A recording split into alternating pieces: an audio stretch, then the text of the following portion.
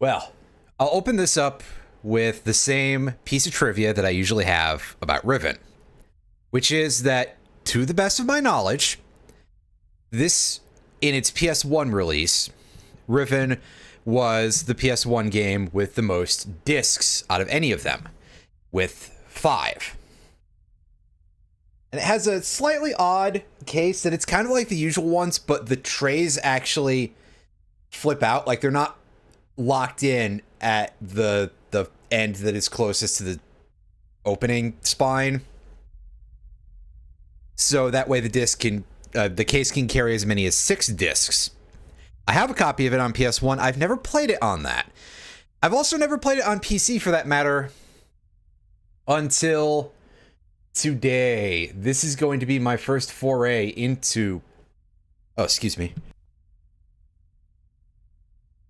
Into the world of the second game in the Myst franchise. A good reason for that is that I wasn't completely sure how well or not it worked on PC up until this point, because there was the 1997 version that was available through Steam and various other platforms and such of that nature. But that's a 1997 PC game, and also I own a hard copy of it for PC as well, which is yet another 5-disc endeavor. So I'm not sure how well that would play on a Windows 10 PC, if perhaps the operating system might argue with it in some way, shall we say. So now that there's this new remaster out, this feels like the ideal time to check this out.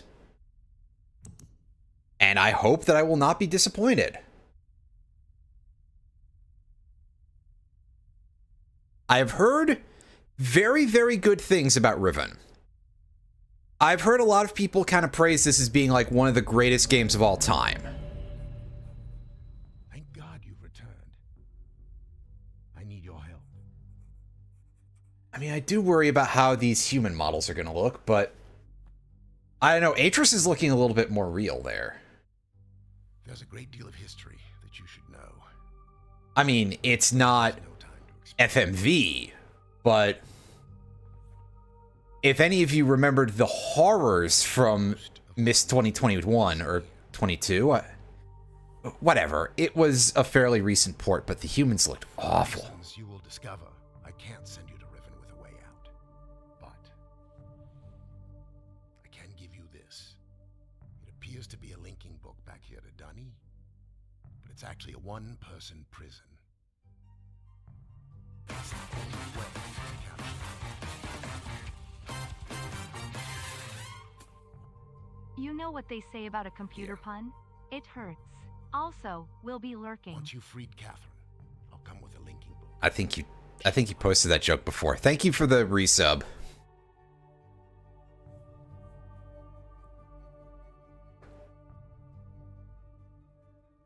Okay, sir, do we There's a very good chance go into the book if all here? this goes well, that you'll be returned to the place that you came from.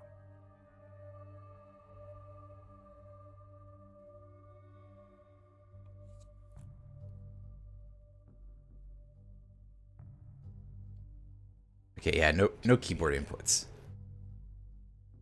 Take care, my friend. I wasn't sure if it was still waiting for me, because, yeah.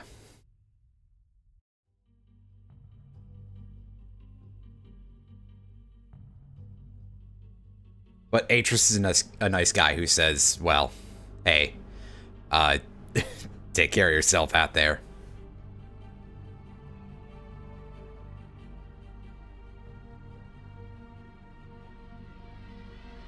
Not so much, but I'm also not a huge fan of Link to the Past, which probably will surprise a lot of people, but yeah, I mean, admittedly, my feelings about the Zelda series are kind of a little bit more mixed than I think most folks in general. I play a lot of OOT Randomizer, but a large part of that is because it's much better as a randomizer than its default game. I like Zelda 1 quite a bit, though. I seem to recall Majora's Mask being very good. Wind Waker is like 90% of a good game. We don't talk about Twilight Princess, though. I'm trying to remember how Link's Awakening was, because I remember playing that back in the day, and I remember being quite hype about Link's Awakening DX. Although that was quite heftily advertised, I believe, when it came to Game Boy Color stuff, as just in general being like, hey, this is a very good reason to purchase this machine. And to be fair, I would not necessarily disagree.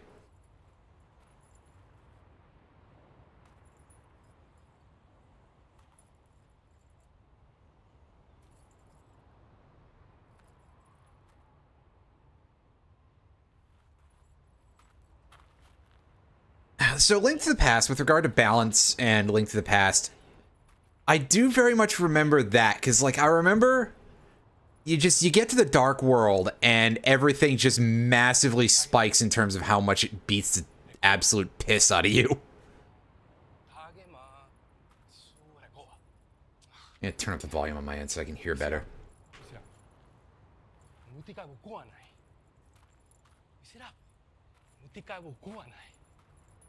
Oh, I wouldn't be able to make much sense out of his dialogue. Anyway, he's speaking Dunny. I think he's supposed to be speaking Dunny.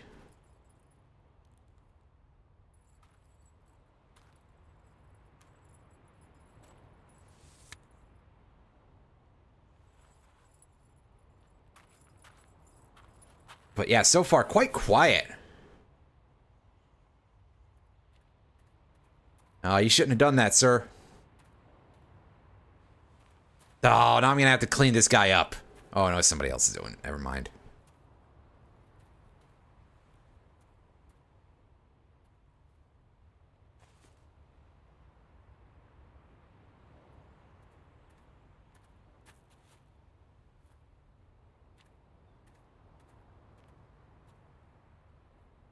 Oh yeah, Aghanim's a douchebag.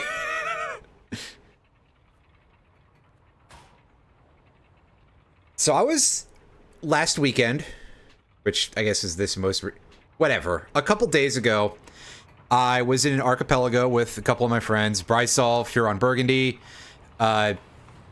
Tragically, Furon Burgundy hasn't been on here, you know, in here too much, but he's viewed on occasion. Mostly when I played the SMZ3 rando in, like, I don't know, 2022 or something, and was like, yeah, he, you know, gently ribbing me for being shit at video games, which he is correct about, but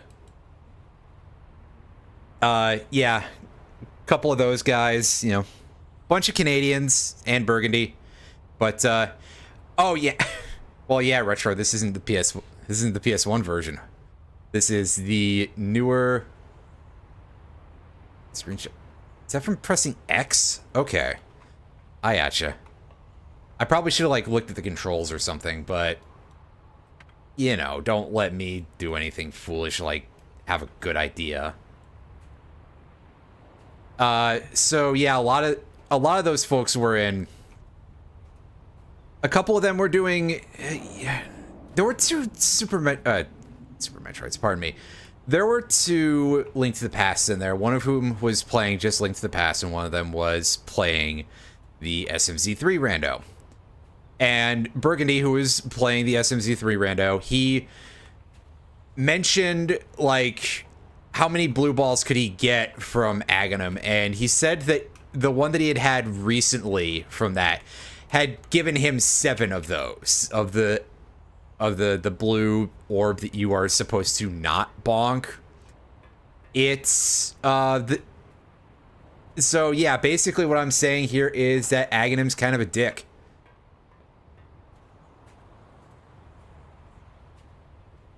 And I dislike him immensely. He sounds like a person who is very rude. He probably, you know, you go to rent a movie and he's like, don't get that one, and he yells the the ending at you or something, and you're just like, you, sir, are a jerk.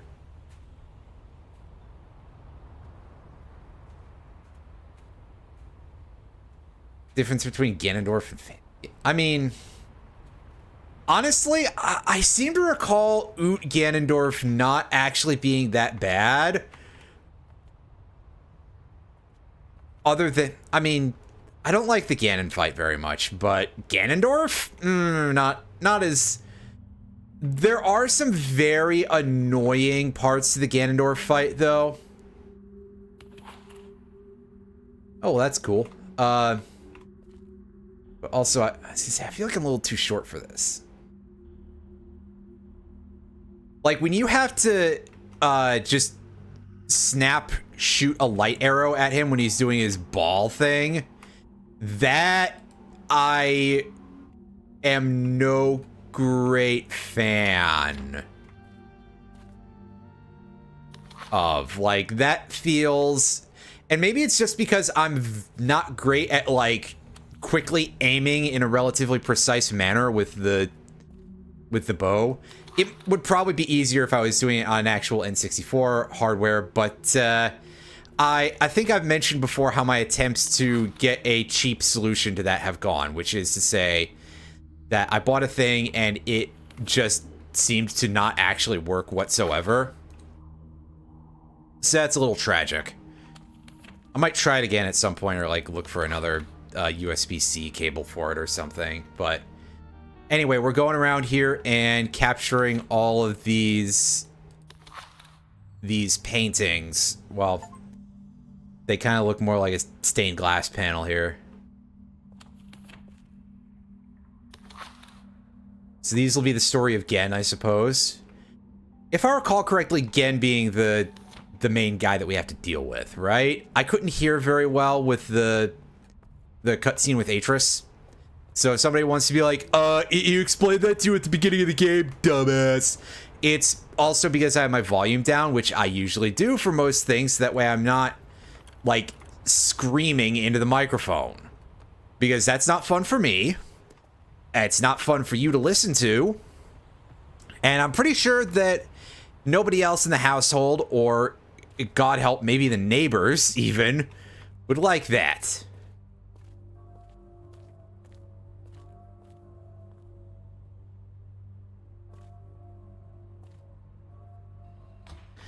Yeah, see, I think that the Ganon fight is not... Maybe it's not even necessarily hard, I just don't like it very much. I think it's just not particularly fun, probably? You know, maybe I'm misremembering, but also I haven't done it in a long time, because usually I just do Triforce Hunt randos, because that's a little bit, a little better apportioning of my time, I suppose, would be a way to put it.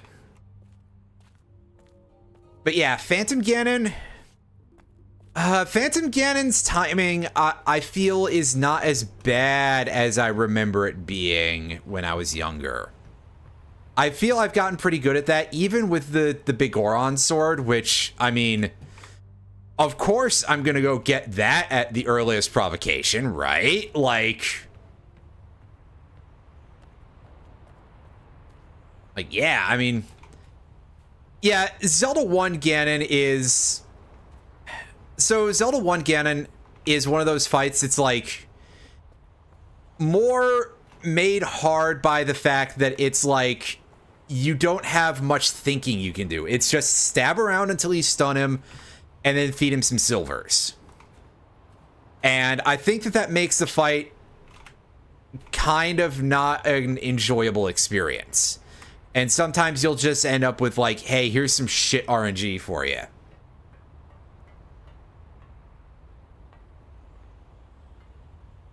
Link to the Past Ganon is probably a fine fight, but also I've slapped him in the back during the latter phase so many times and gotten knocked into pits that I kind of dislike him on principle.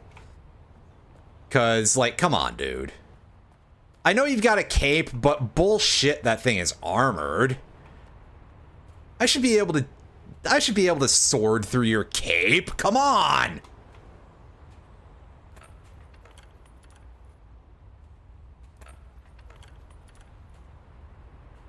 the rest of the fight has some, like, interesting patterns to it. Anyway, I certainly can't do anything with this. I don't know why I'm trying. It's rusty, and we don't know how to pick up a random rock or anything, do we?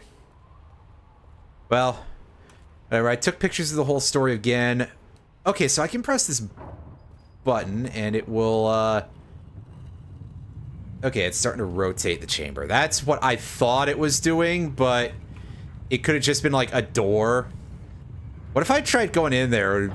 Would it have, like, given me any crap?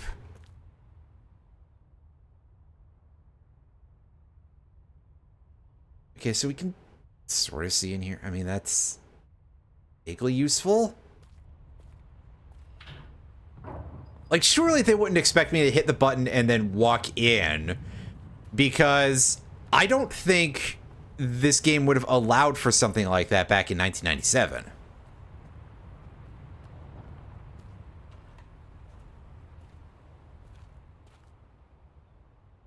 Oh god, that one's really awful if I recall correctly, but I also haven't, like, touched Melee in probably since the last time I moved a copy of it somewhere in the house, basically.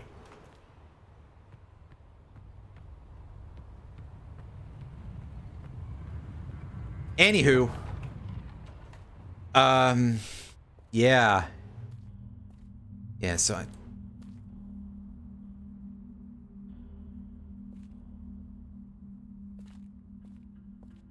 okay, can I do that? Can I, like, rotate this room while I'm inside of it? No, I get invisible walled pretty hard. Okay. That makes sense, but I just had to be sure. Because I'm, like, out here and I'm just... Damn, what am I doing?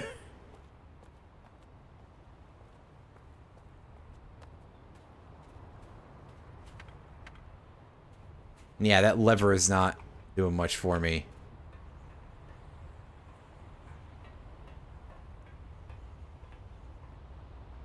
See, I would say this feels far more confusing than Myst, but the first time I played Myst, I was extremely confused about one very specific thing, which is touching the poster in the library room in order to rotate the chamber. Rotate the, rotate the tower. And I also didn't find the chamber where you get Atrus's message and that stuff until literally, like, the end of the game. So that was kind of funny.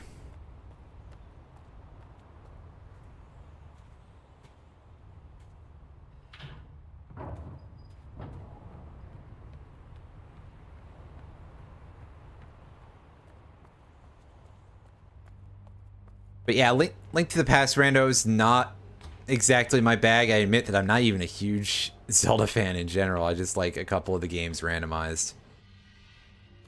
I haven't played any of them newer than Twilight Princess. I will say that. I'm sure somebody will be like, oh, well, you're really missing out with, Skyward Sword. And I am not sold on Skyward Sword because I am not a fan of motion controls. That's not really my thing. I'm not a big enjoyer of motion controls, nor of VR headsets, any of that sort of gimmickry. I'd rather just a game I can sit down and play.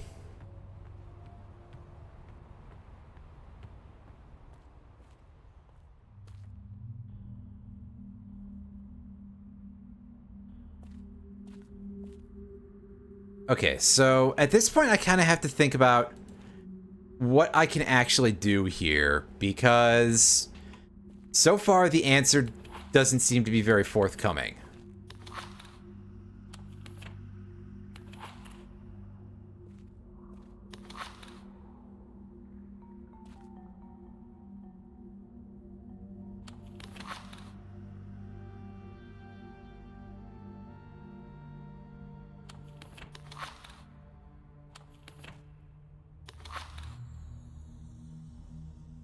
Okay, so, like, I can barely move before these come down, so it's not this. Which is what I thought it was going to be. 1 second. Yeah, spam bot. You know how it goes.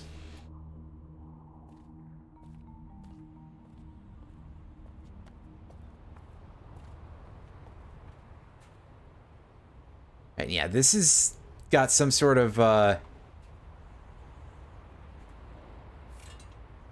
Oh, okay, I can pull that out. Well, that... I'm gonna be honest with you, I didn't even really notice what was going on with that at first. That sort of fits with the class of puzzle solving that I feel I would expect out of a Myst game, to be honest. If we're gonna, you know, keep this a buck here. That's exactly how I would expect to fail in a Myst game, is for it to just be like something rather small that I would miss as a detail by just the barest of measures.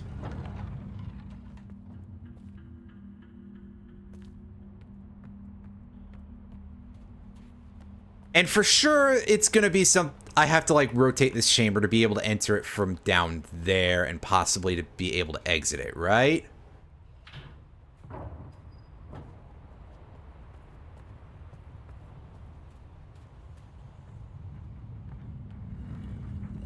This feels like it's sticking and getting a little bit of, like, performance hiccups.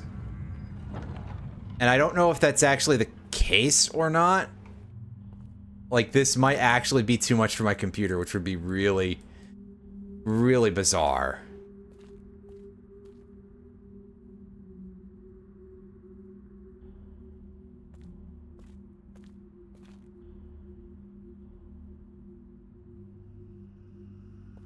And if it is, I'll be quite sad, because, like, seriously?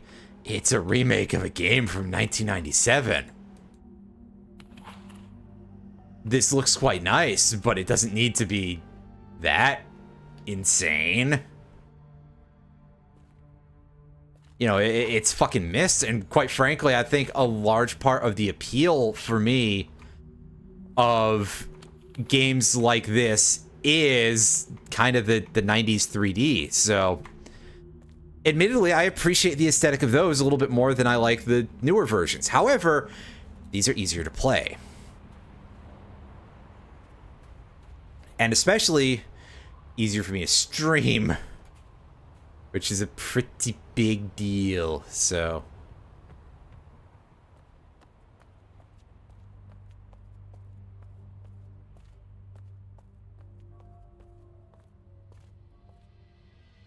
Okay, is there anything I can do with any of this stuff real quick? I am so confused. Like... Again, part of it might have been that I didn't get a good read or listen to that intro because of volume issues. But, Actually, hold up. Is that book still there?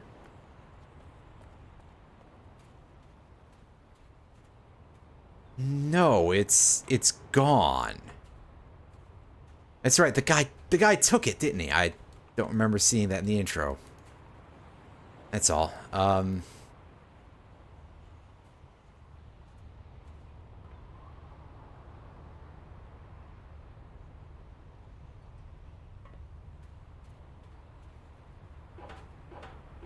Yeah, this thing's still, obviously still rusted over. Anything going on here?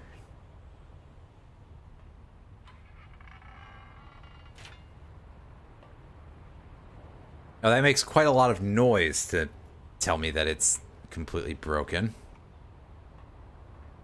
And obviously, like, this thing is not going to be of use to anyone in this state, right? That's kind of a lot. That's a lot of information, really. Yeah, going down here, we're not allowed to, like, walk off the edge or anything, so... That's just a thing that's inaccessible for the moment.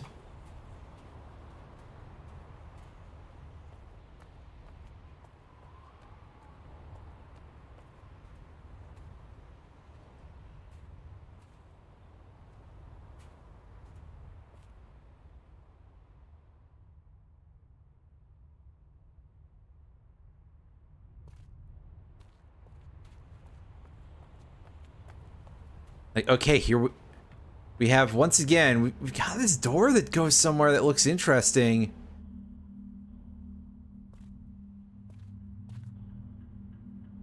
Okay, I can't click that. And all I can get out of this room, like, I've tried doing stuff with these, and all they seem to do is they tell me about they show me the glass panels for the story of Gen. Like, what am I not getting? I'm too dumb for this game, I think. Which, like, okay, I'm not an expert or genius of any real degree, but jeez.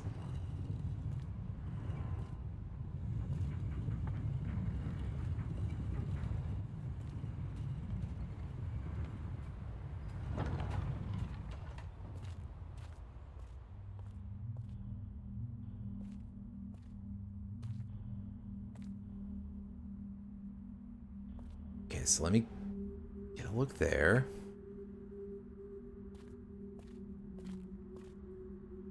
This is here. And we can see down that way. Wait, there's a button there? That's not the same tunnel then. This is the one that we were trying to enter from. Right.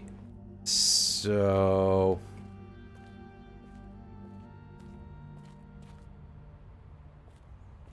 hang on, there's 5 positions here. But I think this rotates by like a third every time.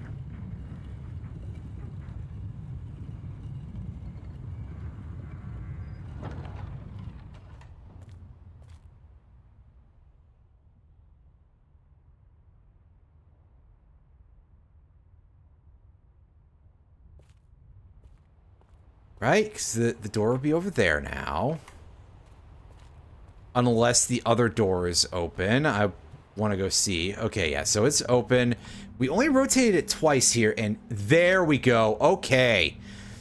See, I figured it out eventually through logic and, like, thinking that it would be really stupid for a 5-section thing to be only by 3s.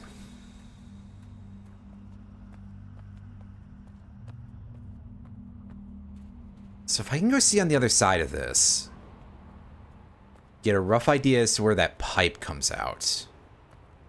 Oh, I just saw a big chunk of the ground pop. A bunch of other stuff popping in there. That's... Alright, yeah, so there's the pipe.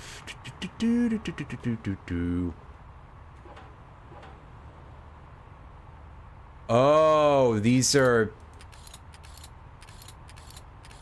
This has to be related to something else. I have no idea what.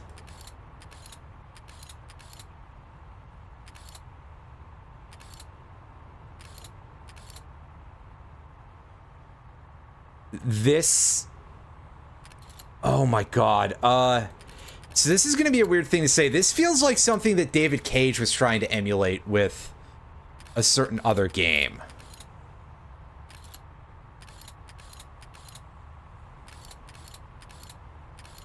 But I want to just reset this to default. For now.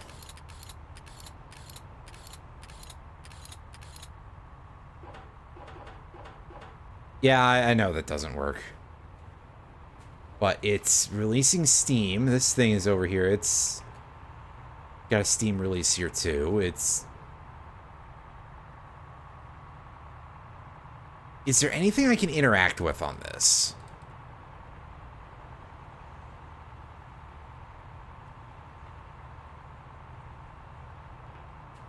I don't think there is. Especially not with it in this kind of shape. Like, this whole thing is rusted all the way over. It looks like it should be able to be put over here, and then we can do something to this rocket. At least it looks like that. I'm not saying that that's necessarily true, but... That snap off at some point?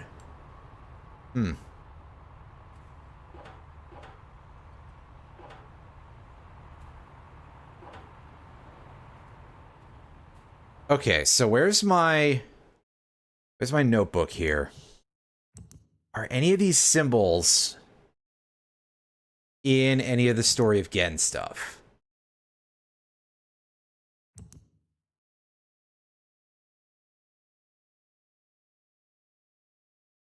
And the answer appears to be no.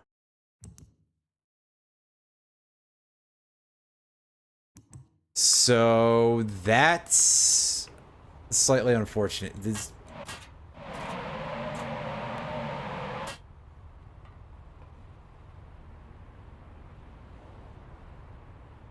That doesn't really do anything yet.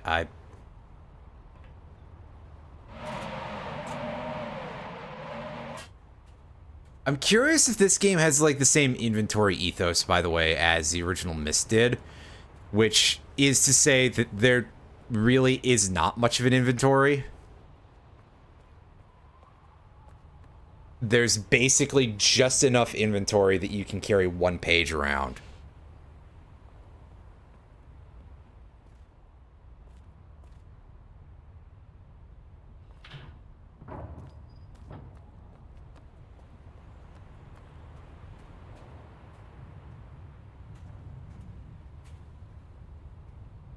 There's this thing here. This feels like it's important, but I can't say how.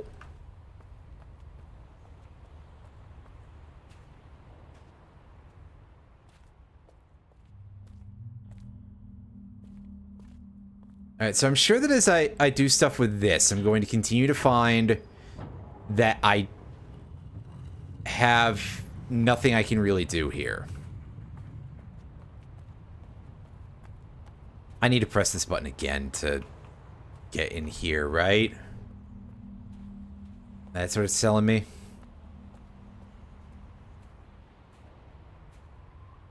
Actually, I wonder if there's anything going on over here. Because that should have done... That could have done something anyway. Like, it's the water transport. And this looks like it's all power-based. It could be steam-powered in some way. Or, like, you know, some sort of steam dynamo. I mean, most of our electrical generation is actually still kind of partially powered by steam, really. I'm sure that most people know that, but...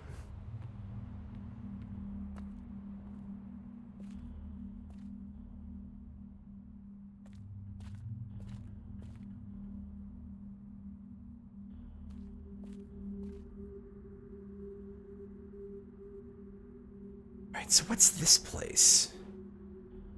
Let me get here.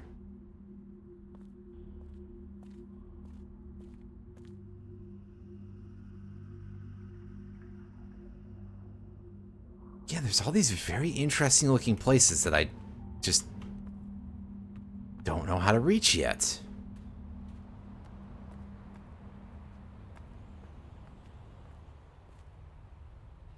Alright, press this again.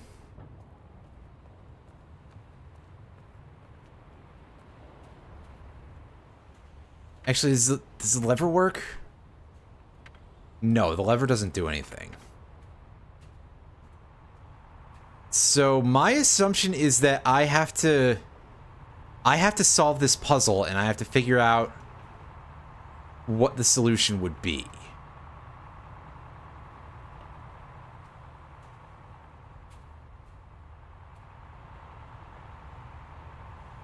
But I haven't yet seen hide nor hair of something that contains the actual puzzle solution. 'Cause I think I've only seen the one symbol so far. Let me try going back into the story of Genroom here and maybe try looking at these and see if I have screwed up in some way in terms of defining what symbol is on them, and so far the answer appears to be no. Okay, there's this writing carved on the wall in Dunny, but that's not really helpful to me. At least I'm pretty sure that's supposed to be in Dunny. Once again, I'm not like an expert in the language of Mist, but I do know that they did, in fact, do a whole conlang for the game series. Which, I mean, I think that's pretty cool.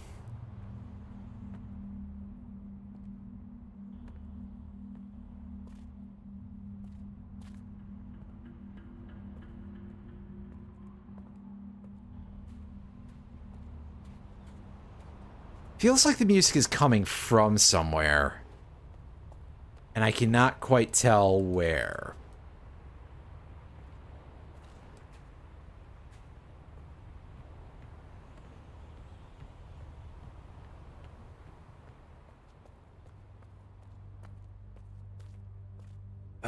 Hey, anything going on with these ow. Yes, looking directly at the lights tends to hurt a little bit, huh?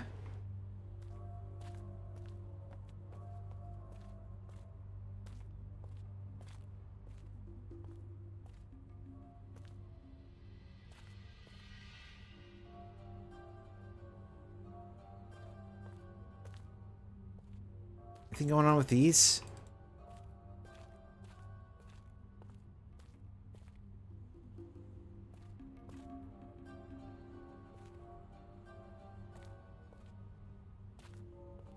So far, no.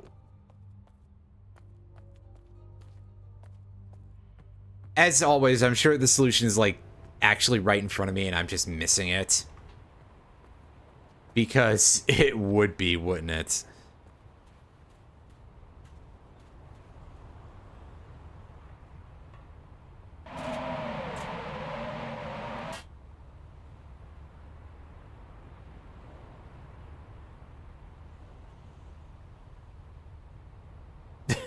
I like that hooked finger sort of thing they got going on for the turnaround there. That's pretty good. That's a very, like, 90s cursor.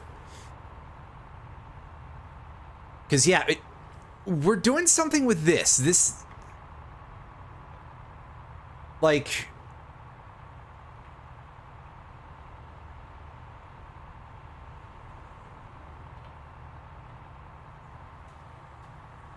I kind of wish I could crouch, but this is definitely not the sort of era of game for that kind of thing.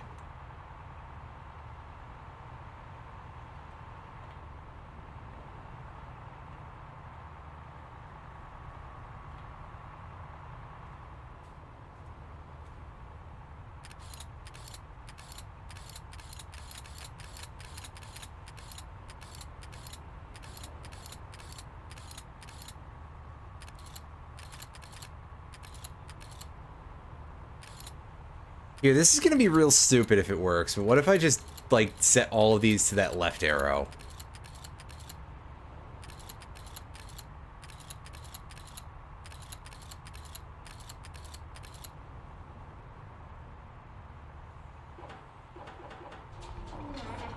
What the... Huh? I just heard it make a noise. That's... Can I look deeper into that? Not really, no. Yeah, do you feel like doing something now, buddy?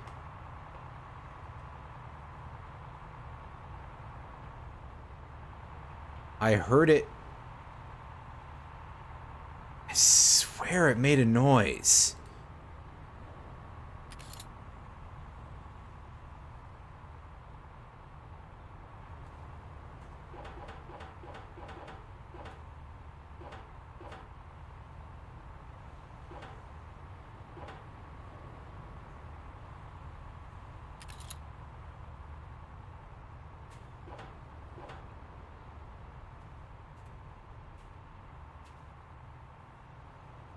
Okay, yeah, and that fell off, but... Yeah, again, I'm really just kind of just trying things, because I don't know what the solution is, or where I'm supposed to find it, for that matter.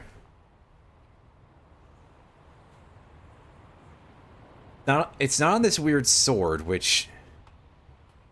once again, continues to mystify me. Mystify.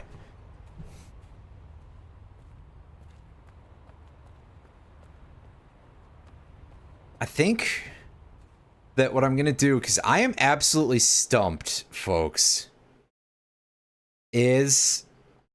You know what? Screw it, I actually will look it up. I want to avoid looking things up for this as much as I can, but also in an instance like this.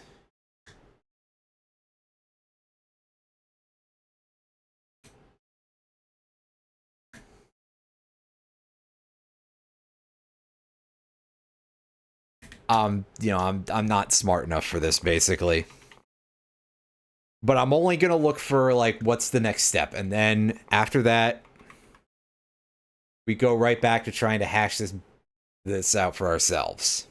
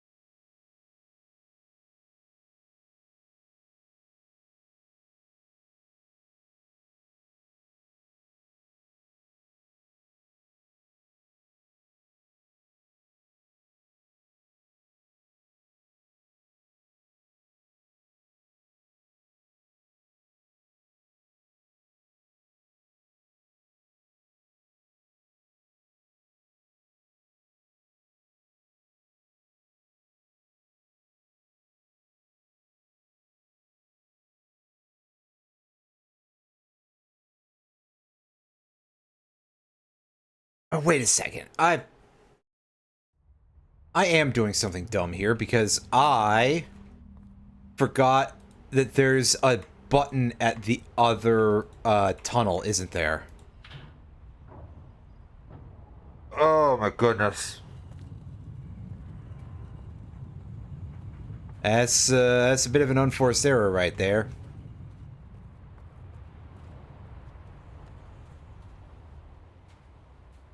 Because yeah, over here there's no button, but if we go over to this side, yeah, there you go. So we'll just have to, like, rotate this 3 steps, right? Or 2 steps, actually, pardon me. Before we can do anything with that. That's a pretty big boo-boo. I haven't read what I have to do after that, just that I saw that and then I suddenly remembered, oh right, I just straight up forgot that detail.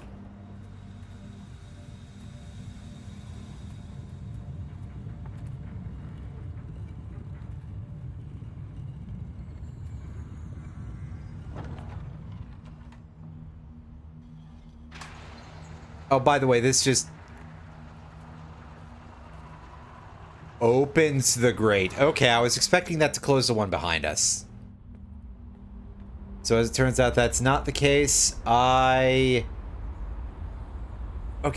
this is a rotational diagram of some kind that's going around here.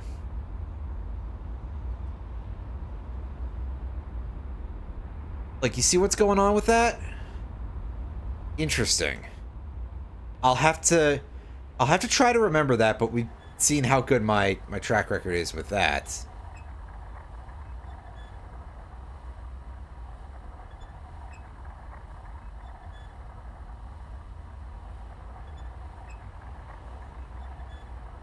Okay, this... Can I fuck with that thing? I can...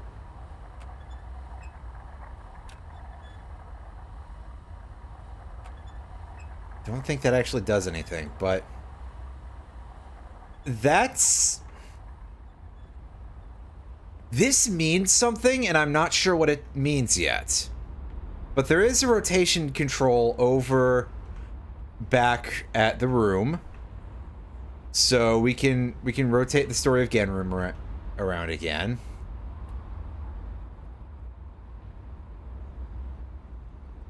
But first I'm going to check around the area and see if there's like any sort of big obvious solution to that thing that we had going on. Alright, so this should need either 2 or 3 steps. I forget. We'll find out in a second. 2 steps. And this should rotate us to the thing that's between the main entrance and the downstairs tunnel that didn't have a button.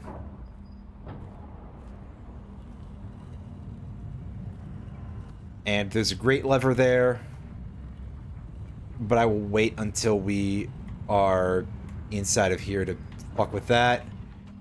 Yeah, just on the off chance that that was actually going to close us off. Wait, no, I'm just back here. Huh. Well, we can take a look at what that grate lever does from looking at these peepholes. And we can see that there is still one area that's locked. So perhaps... Yes! Alright. And that leads us to inside the golden dome once we rotate the room another 2 times.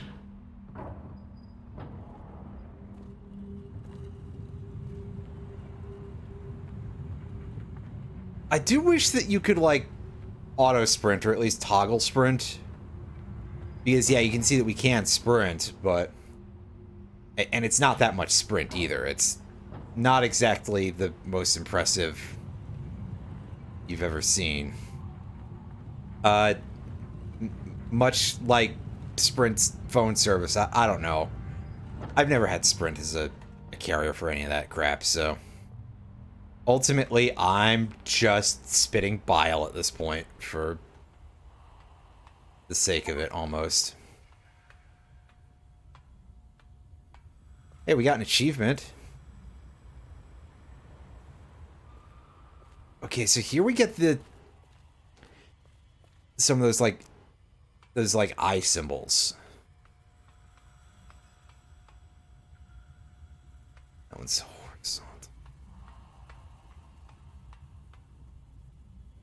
I am curious if there's something we're supposed to do with these, like, phases of this opening and closing eye. But there's also a thing in the middle here. It's got a book. Now, do you have anything to say? Because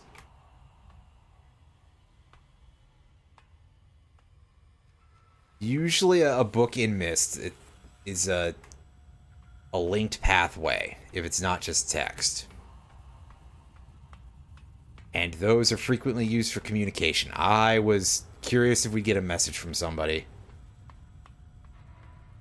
But somehow, no, actually. Alright, anything going on out here? Well, it's a good thing they don't let you just fall off the edge.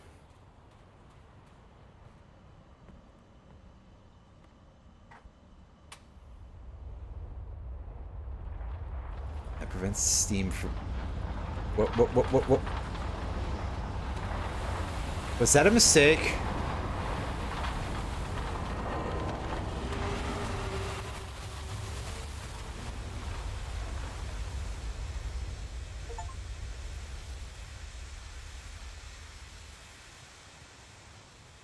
Well, I sincerely hope we had to do that.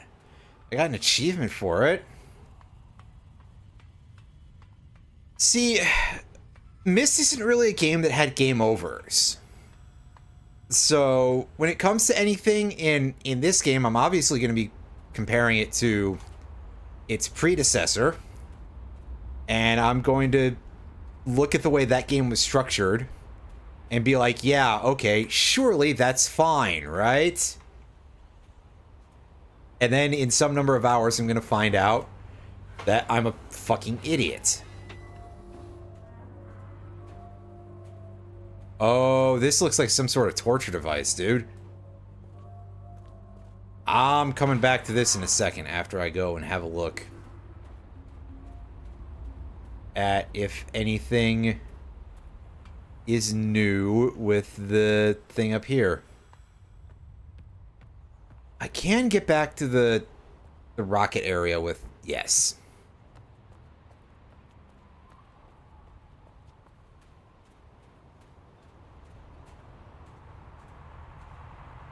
Okay, well, the appearance of these has not really changed in any way. Which is all I was hoping for. I still don't have a solution for that button puzzle there, so... Yeah, it's back across these things for us.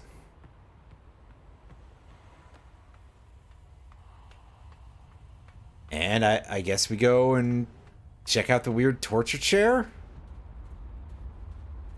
I can't think of anything possibly that would be safer than sitting in this absolute nightmare.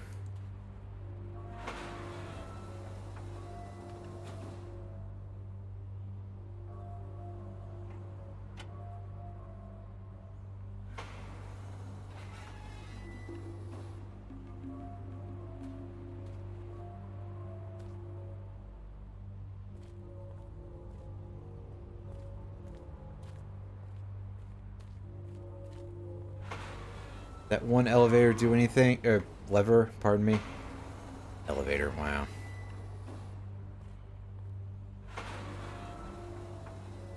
Alright, because ultimately this does kind of resemble the funky thing that we saw in that one room. But it doesn't seem like there's anything that happens in the weird torture-looking chair. Except that we have two levers there.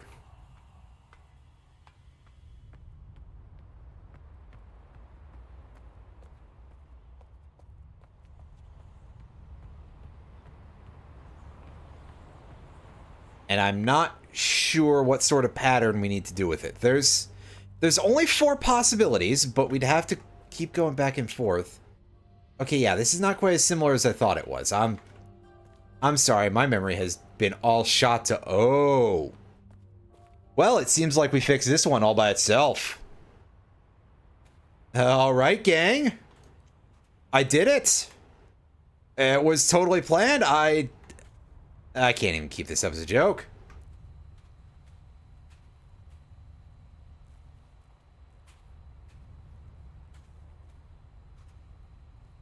Yeah, this is, this definitely feels like one of those games that, I mean, it's quite cool, but you would take so much time trying to get anywhere with it. And again, especially if it's one that one knows decently well. Yeah, that doesn't do anything. Wait, huh? No, I think it did, actually.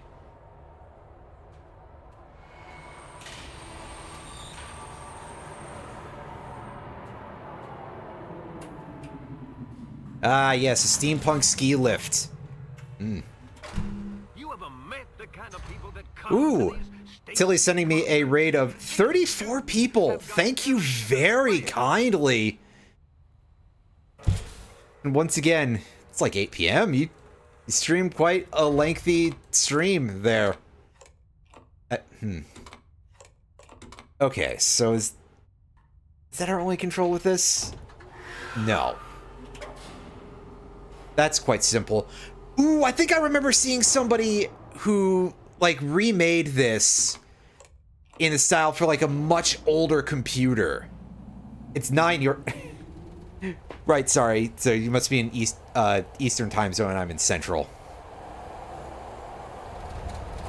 That is still... It feels quite long of a stream, because I remember usually seeing you on...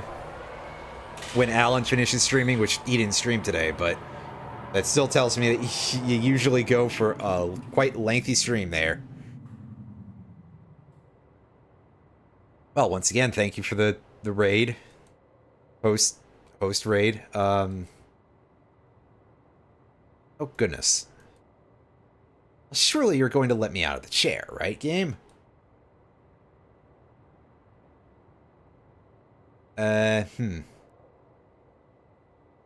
Oops, I broke it.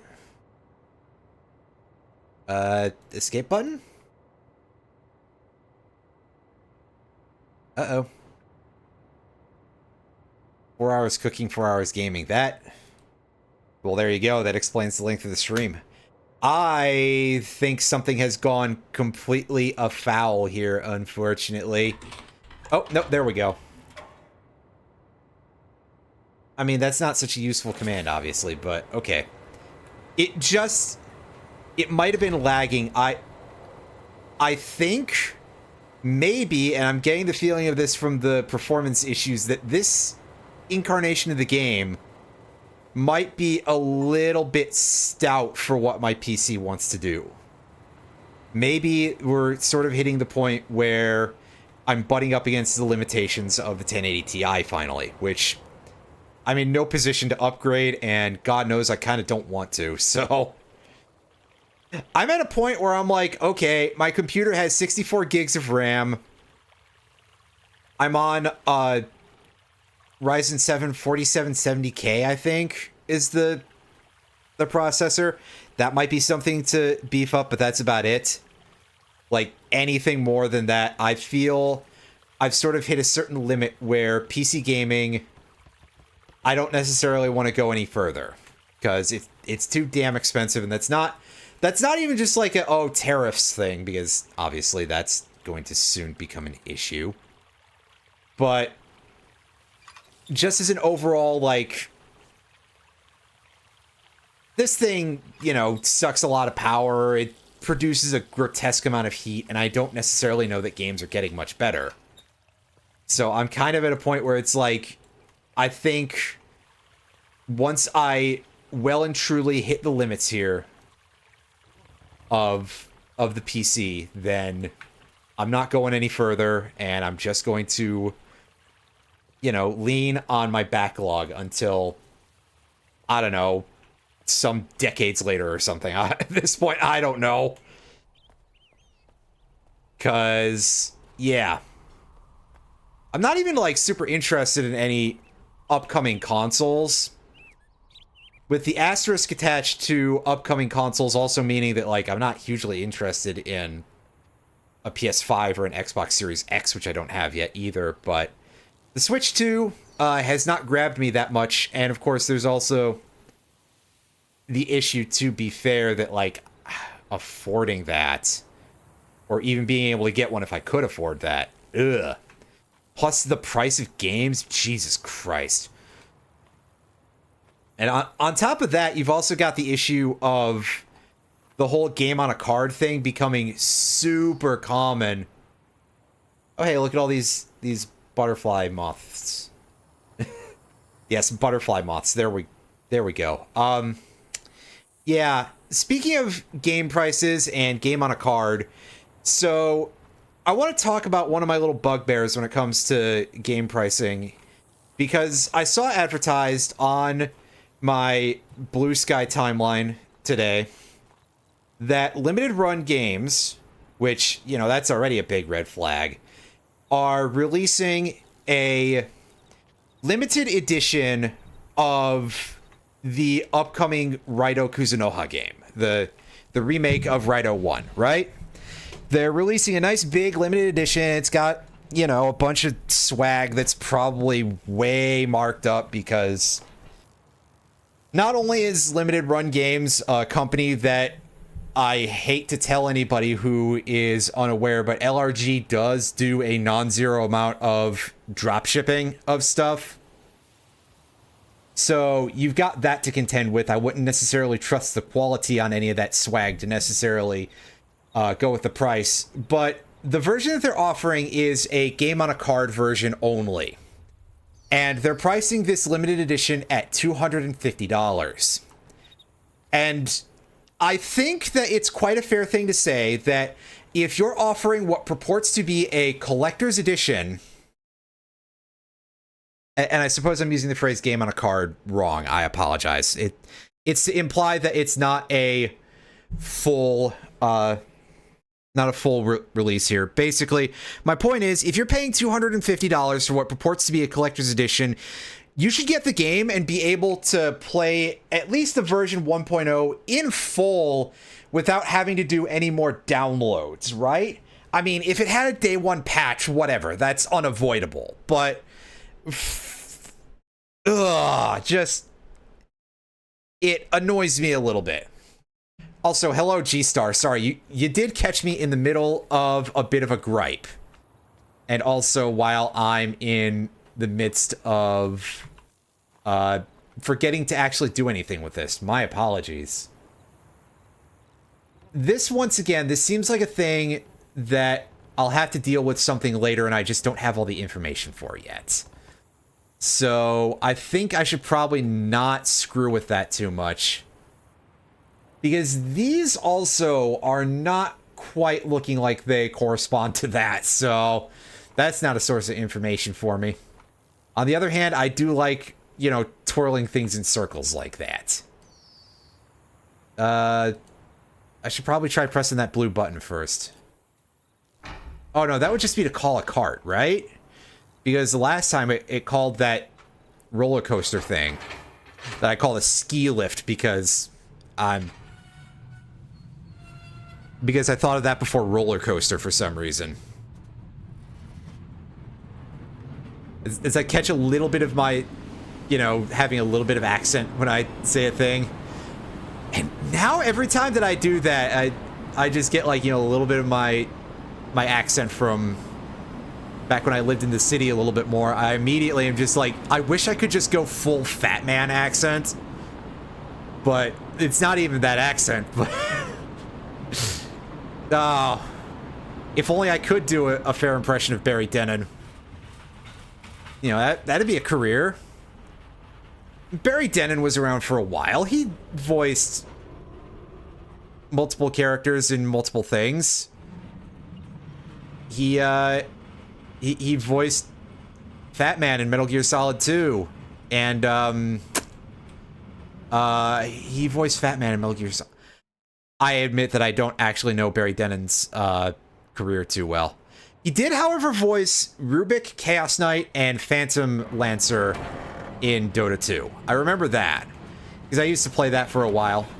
Like, against bots. I wasn't one of those people who, you know, got too deep into... I never had an MMR score that was anything other than the stock, basically, because I wasn't that good at the game, and truth be told, it's sort of one of the downsides of playing any online game, right? I wasn't exactly good at it. I was good against the bots, but that's because you're literally just playing against the same strategy that doesn't change whatsoever. So it's quite easy to get very good against the machine compared to against a human being. And for them to build a bot that could strategize that heartily would take a lot of work, to be fair. And listen, they didn't even have bots for all the characters. So I don't necessarily blame them for, you know, not necessarily doing much more impressive than your average person online. But I always feel like I tended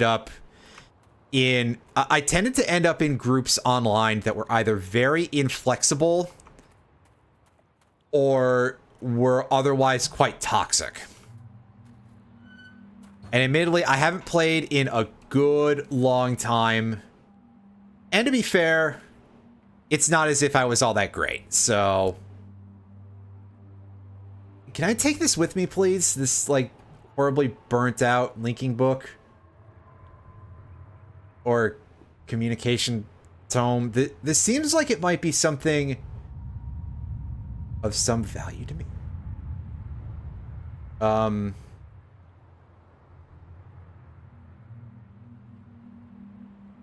Well, that has racked my nerves a little bit.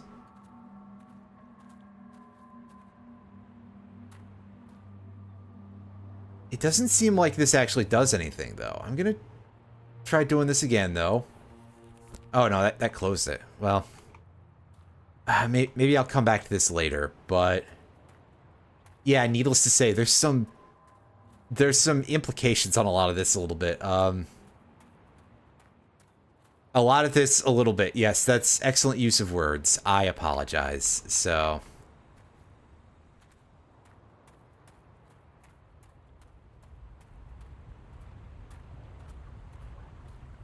okay, so yeah, there you went and just pulled up some things that Barry Denon did. Thank you. Like I said, I didn't actually know it that well, and it was sort of turning into a joke, and it felt ultimately it felt a little bit mean, because it's like, dude definitely is an accomplished voice actor, and hey, if Kojima, you know, if he was chosen for a dub of a Metal Gear Solid game, right?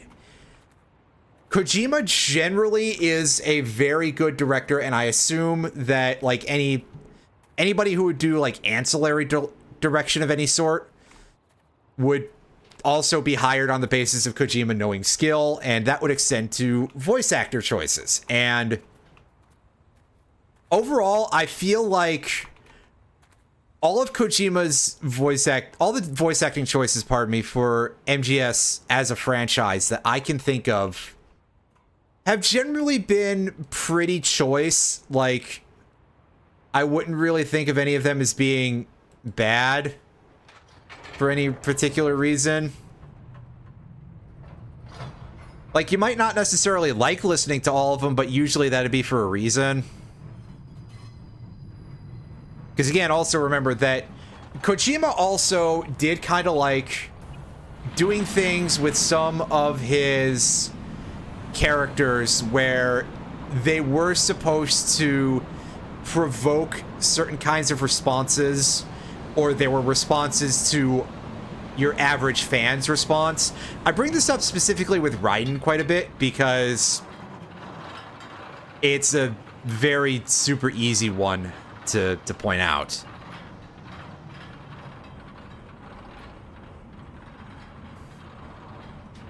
Because yes, Raiden was basically designed as this character who was supposed to be there kind of to make fun of people who were a little bit too into the idea of being Solid Snake as like this action hero. Also, I went backwards. I apologize. I thought that was a different cart.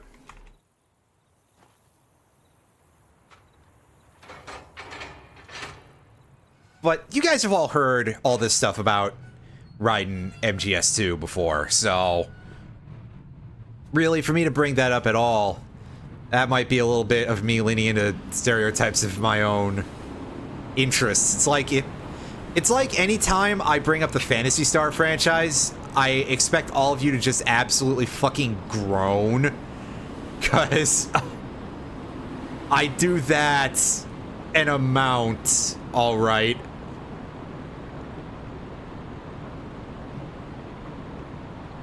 So I guess basically what I'm saying is that I'm going to have to put a sock in it until Alan plays MGS3, and I get to talk about Rykov being at least somewhat, I understand, based on, like, making fun of the way people responded to Raiden, and being like, oh, this is much more in line with what with what you're saying, as a character who, you know, is strongly dissimilar to Raiden.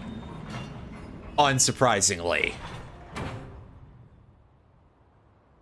But I digress. That's enough Metal Gear discussion for the moment. I haven't played a Metal Gear game on this channel. I probably should at some point. I mean, I'm hilariously atrocious at stealth. One sec.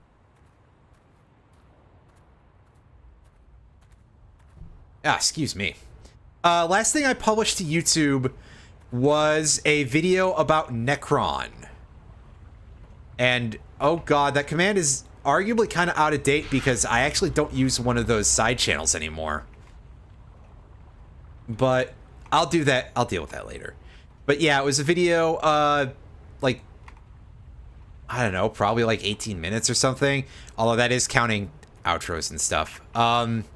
Yeah, and I was talking about Necron of Final Fantasy IX fame, where I was just kind of discussing how I think that Necron is really, really cool and fits so well with what FF9 is trying to be.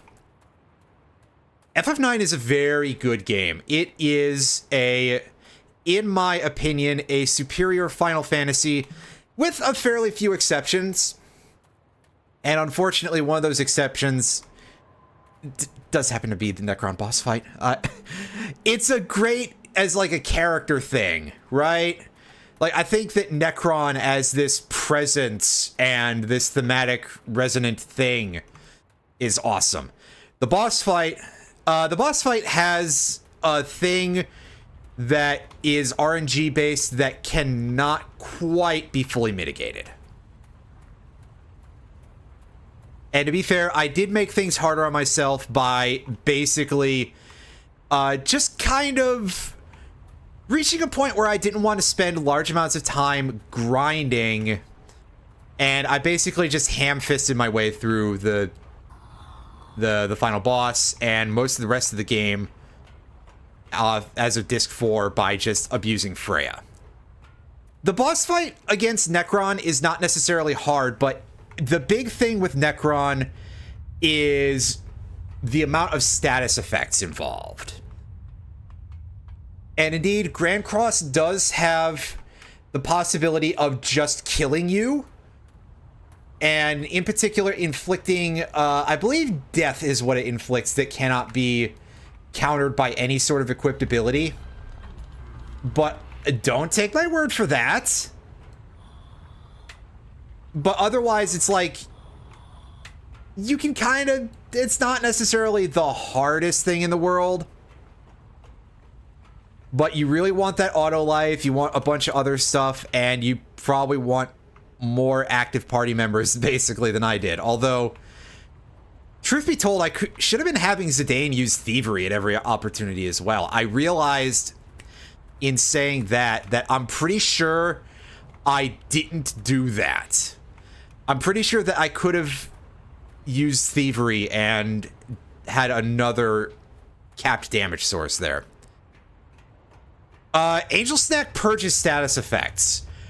What you also want there is auto life. Because, you know, you would like to not get wiped.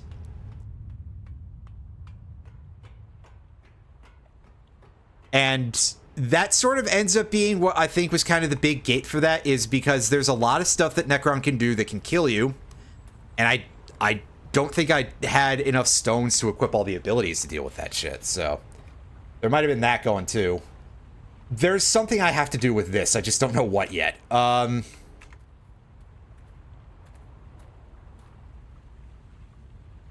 this open eventually? No, that wouldn't open eventually, because it's a tank of water.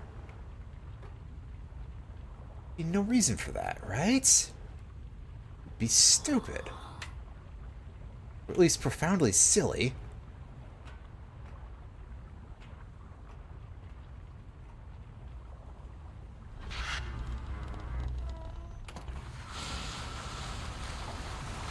Oh, well, it drained. Where'd all the water go anyway? Who fucking cares? Anyway, yeah, so it's pretty all right. There's like a couple of little things there that I think fly a little bit in the face of one of my overall opinions about turn-based RPGs is that I would like for a lot of the hardest challenges to mostly be strategy based. That like you can deal with them by sometimes you would need bigger numbers, but a lot of the time it would also just be like you need to think more kind of thing, right? If that is at least vaguely sensible.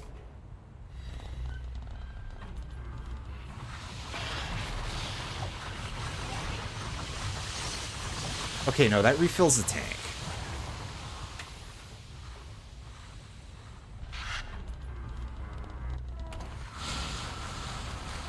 But I'm sure I want that empty, because otherwise... Otherwise, why would it be there? But yeah, that's like about it in terms of issues there. I mean, again, the idea of Necron... the character, the presence, the fundamental force, sort of, is one that I think works very well with the overall theme of the game and really the overall themes of the franchise. Because of how much Final Fantasy is so fundamentally anti-nihilist as, like, its main project and all of that. So... yeah. Anyway. I probably gargled on my words for about as long as I spent on that video. Yeah, that's why. That's why you just sort of... that's why I script videos before I shoot them. Yes, but Necron is always there, I would say. That if you think of it again as more of this Avatar sort of thing, which... I feel is reasonably supported by what it's trying to go for. At least its explanation. There is, on the other hand, some suggestion in one of the Ultimania books. So this needs to be taken with like multiple grains of salt, because on top of that, I found this translation on a source that is not necessarily always the most trustworthy, but it is just a translation of something from Japanese. I'm going to assume that it's correct. Possibly. There is a thing that says in one of the Ultimania books, which may not be canon after a certain point, or anymore, or never were for that matter, that Kuja encountered Necron at, like, the point where he failed. And that could be either... at Disc 3's beginning, when Garland told him to, you know, stop fucking around. Or it could be at the very end when, you know, when we encounter Necron. Which, again, problem with ambiguous translation there, and possibly ambiguous text to begin with. And once again, the Ultimania books are not always the most, like, canon thing. There's quite a few of them that are profoundly wrong. One of the most notable being that the Chrono Cross Ultimania has a lot of things that are just straight up not correct. Like things that are actively contradicted by the game itself. Which I think that that's a fair argument against it, even with Chrono Cross being of all the games, because that one is a very odd one. Anyway, I'm gonna take a second here, and I'm going to see what my next step with this is, because goodness knows I am befuddled.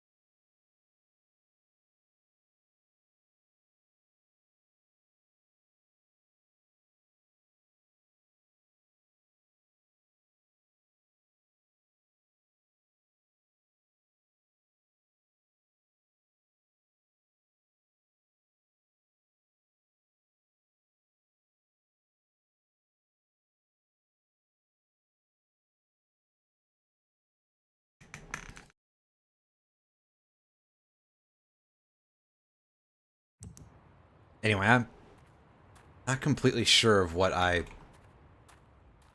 was able to ascertain from what little I read there. I didn't really get a solution. I'm just going to go backwards and go check out some areas that... see how much stuff I haven't looked at, because there's... it definitely looks like there's quite a bit there that I haven't given a good look at yet. So, anyway. Yeah, the thing about the little tangent with regard to Ultimania books is actually something that I was picking at for a video that I am working on, but it's not going to be the next one that I do. The next one that I do, which is going to probably come out in like early mid-May, depending on how long it takes me to finish it, I am going to just talk about a few plot elements from the Mega Man Battle Network series. Now that we've played through those almost to their entirety, if I wanted to be absolutely story complete, I could play 4 and 5 on stream, the other versions, but we've already played one version of Battle Network 4 and one version of Battle Network 5, and I think that that's probably fair. But there, there's some interesting stuff there from a plot perspective. Just, things that I think are cool and some stuff that I think really helps the franchise live up to a certain reputation that it has for being, like, very forward-thinking and, very ahead of its time. Because that, I think, would be something worth exploring to see, hey, how right were they about certain concepts? And, there's some things to it that I think are even a little bit more interesting than most people would just be like, oh yeah, okay, so they kind of predicted the proliferation of IoT devices. Which, interestingly, there is one thing about that they did not get, and it kind of surprises me, which is that there has been a problem with a lot of, like, always online devices, of some of them occasionally being hijacked for use as, like, a DDoS zombie network by various bad actors. This has happened a couple of times, just, like, as a general thing, so that's kind of interesting. But I suppose that, like, DDoSing as a concept isn't really something that's properly explored in Battle Network. I think there's one place where one dude says something like, oh, the traffic here is way too high for us to do anything with this. And that's about it. That, oddly enough, the series starts to get away from a lot of its conceit of the internet being the internet as opposed to just being sort of like this other weird overworld. You know, like, what if the Nether wouldn't let you transport to other portals? Or something. Which is a terrible, terrible comparison, but... Oh god, that was some... That was some glitching, alright. I should... Can I dial these settings down a little bit?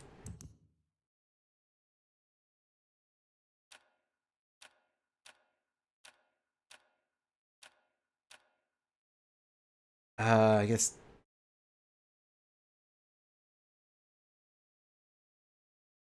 Okay, so attempting to press X for auto-detect quality seems to... is it about to crash? I don't like that.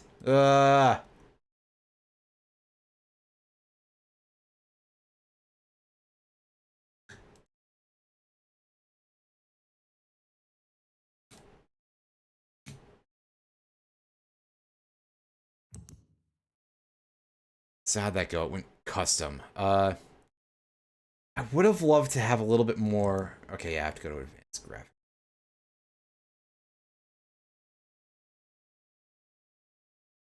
Yeah, see, like, some of this stuff is very all over the place. I am going to dial these back slightly. Again, just to make sure that this, like, doesn't kill my anything here, because I'm getting a little scared with the amount of, like, times it's just sort of choking out and gagging a little bit, and that weird color issue.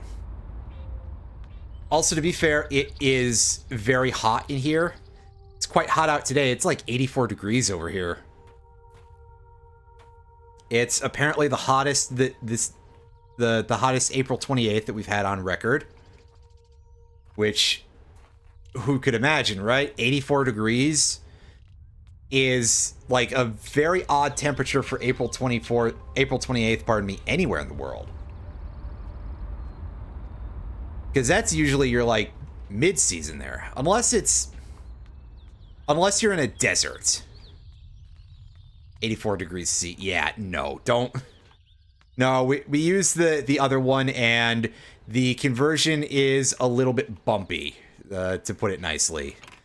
And I don't know that I can do it so well on the fly. It's 5/9 times the number minus 32, I believe. So if I recall that correctly, that's like 52/9 times 5 is 5 7/9 times 5. So that's...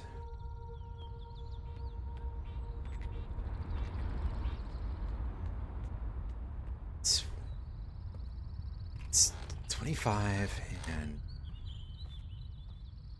5/9? It's like 28 and 8. That's like 29 degrees Celsius, I think, which, you know, it's not like the... That number doesn't sound right, though. Like, that doesn't sound right. It sounds a lit... Wait, no, because 98.6 or so, which is the human body temperature, is like 34, I believe. It's in the 34, but 30s area, but yeah, it's in the, like, not quite 30s Celsius. It's over 25 degrees C. It's definitely unseasonable for April anywhere that's not like a desert.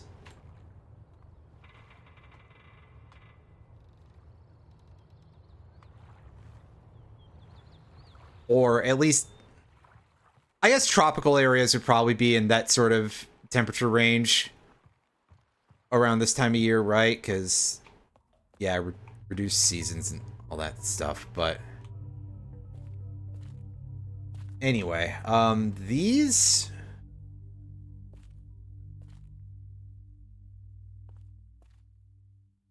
are very odd.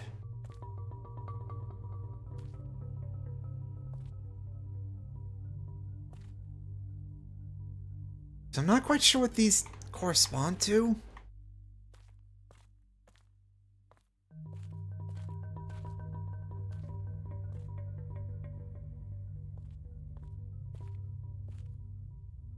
Okay, yeah, so they only stay lit for a period of time. So that's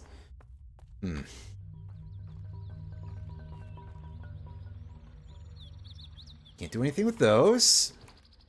But yeah, it's not great, and like, gosh, I don't even think our air conditioner has been uncovered yet. And I know that other folks in the house would really crawl at me if I suggested having AC on for one day, because it's going to drop back below that by tomorrow, and at night it might even be cold. I don't know. It is April, and I live in the Midwest US, so yeah.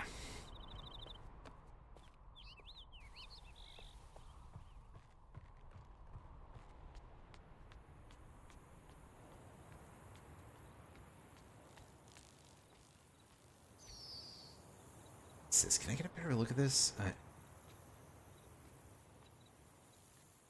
I don't think I can. Oh well.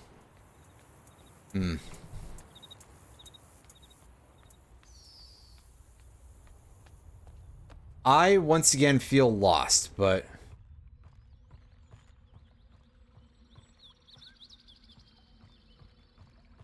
let's go through everything, do another time over, and make sure that I didn't miss anything too obvious, if possible. Yeah, this game probably is one that seems a little bit rough for streaming purposes, because it's just like, hey, here's a lot of running around, and I feel like anytime I would see something that's like a long backtrack, that would tell me that ain't it, Chief, at least. But okay, well, that heating coil thing that was down there seems to be gone, but where's the vehicle that was here? Because there was one. Can I call it somehow? It certainly would be a little bit more complicated than the other things, because there's no just button there that I'm aware of. Let's go try and take a look at that village-looking area again. Back up the bridge. Yeah, over here where we get the lighting issue. Okay, see, there's another one of those rotating domes. Top of that. This way.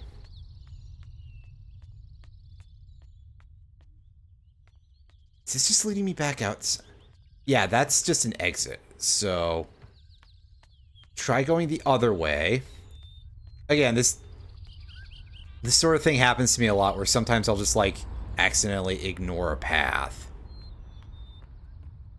Get to go deeper, go into this swamp. Okay, no, I've been over here before, and this is just another one of these bizarre, like, whale statue things.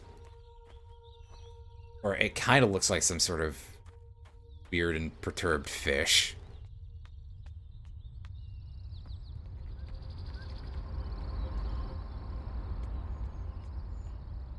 Is that all there is here? It's a fork. Because this feels like it should be more of a circle. But it's not. It's just 3 branching paths. Okay, then what the hell am I missing? It's gonna be something real dumb, I'm sure. I'm gonna find it, I'm gonna be like, wow, how did I miss that?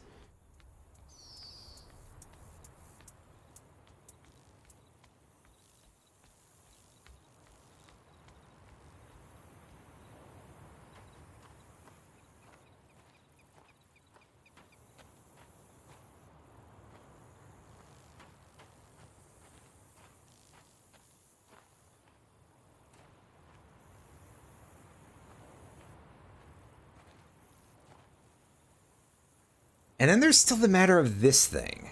Of these. Because there's a couple of them. And I haven't seen the thing that looks like a solution to it yet. Maybe I've just been, like, looking down too much.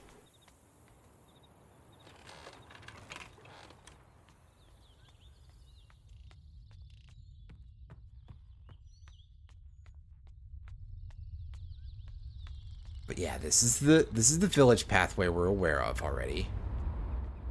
I want to go take a look at this thing again and see if there's something I can glean from it that looks like any of those patterns, huh?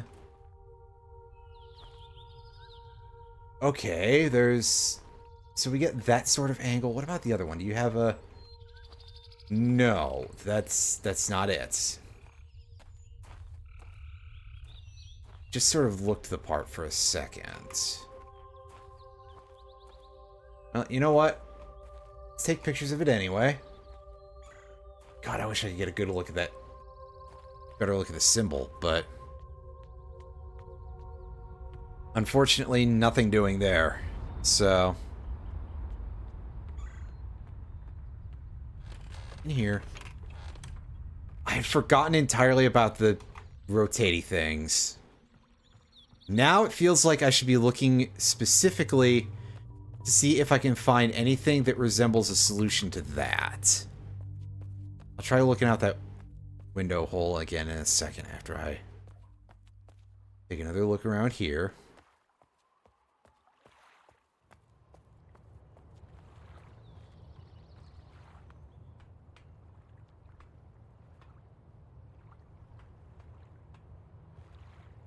So here's this thing. We can't use this wooden ladder, it looks like. Yeah, I mean, obviously we can't go in the water. Our guy can't swim, apparently.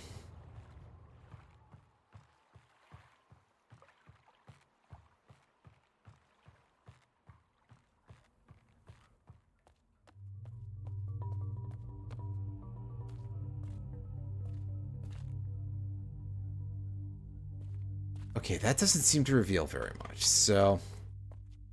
I am once again not very far along.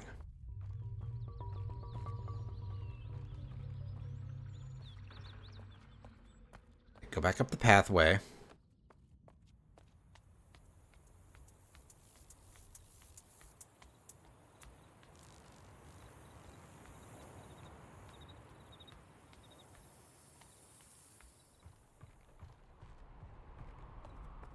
Go back down, because I want to go take a look at the, well, we got a couple of things we can take a look at. For a start, this doesn't do anything, right?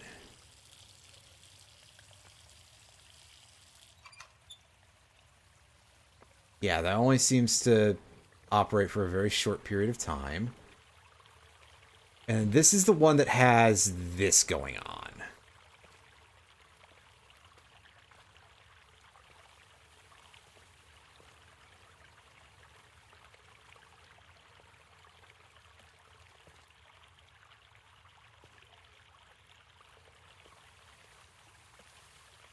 So that's not quite it.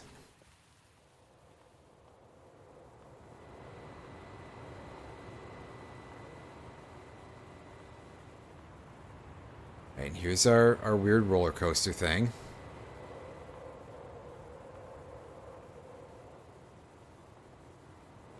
Oh no, that's just a normal weird shadow. I thought that was a specifically shaped weird shadow. Somehow it doesn't look like it.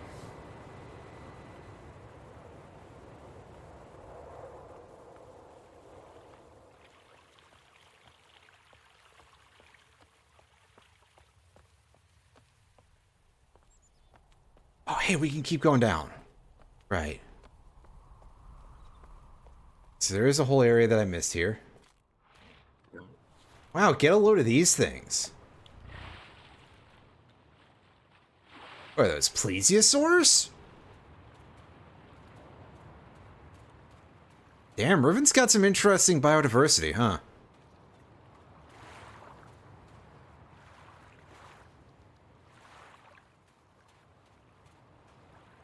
And of course the moths are back. They just come and go where they please.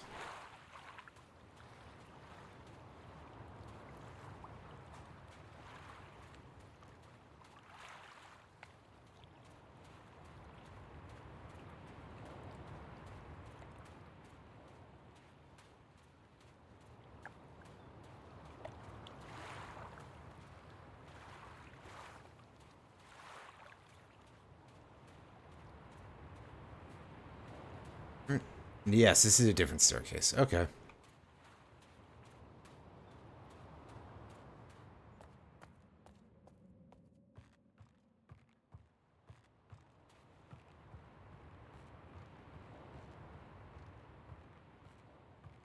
It's a very withered looking tree. Oh. Certainly not. Well, you know what I'm getting at here. That one is more like the one that we saw at the plant area. Just judging by the pattern in the rotating thingy.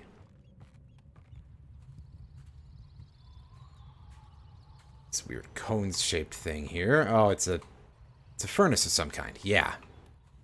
Edge now.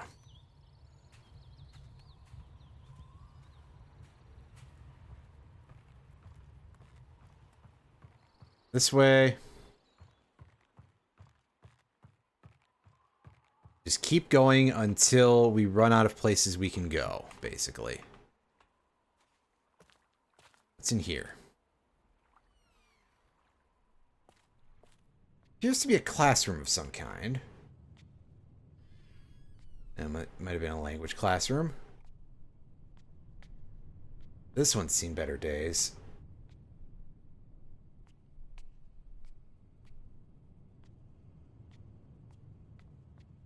Okay, so I can sort of see in this that we've got some of these shapes that we've seen from the other location. I saw a solution to this written down, but I ignored what it said because I was in the wrong location at the time. I'm probably just going to go look back at the thing in a second. So, because yeah, I was using that as like a backup of like, okay, if I'm too stupid to see where the thing is.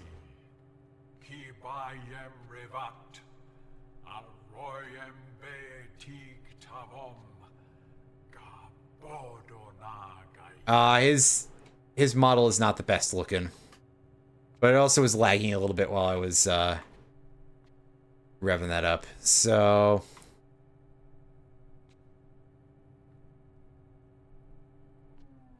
I'm going to take a picture of that.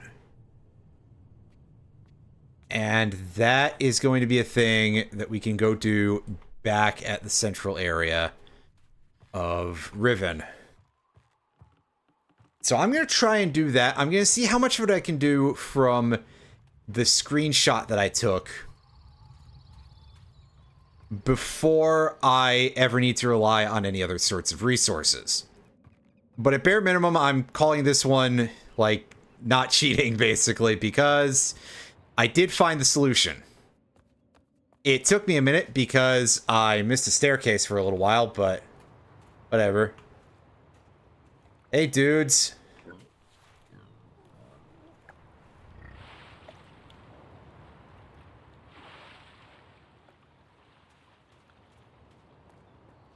Man, what if Lapras was just, like, really messed up, huh? Oh, there you go.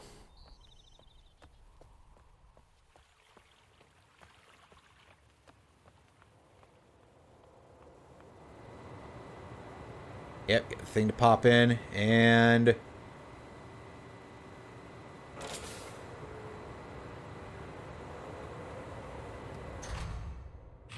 say get some lag.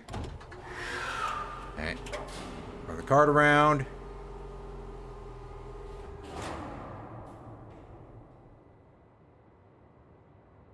I swear I will turn this cart around.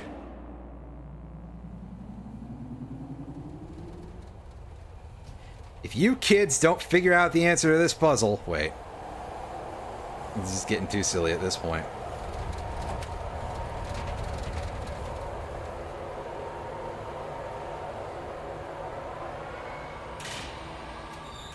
And I know what you're thinking. Is it possible for there to be such a thing? And the answer is probably.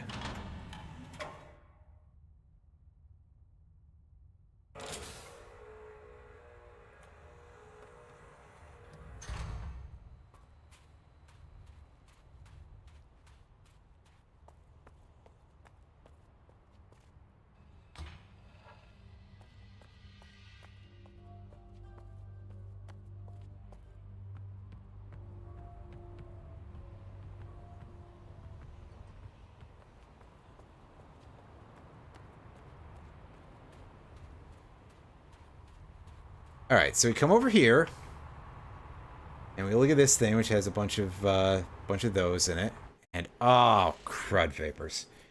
You're gonna make me do it this way every time, huh?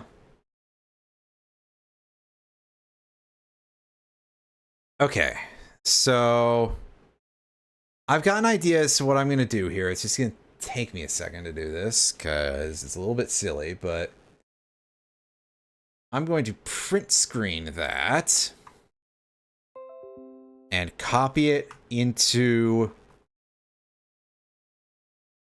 Paint.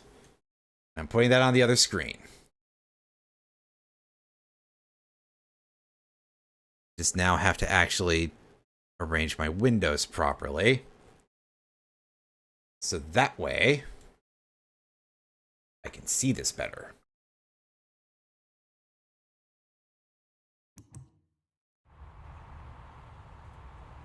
Here. Yeah, there's 10. I'm assuming that like the first column is 1 through 5. And then the second column is the other way.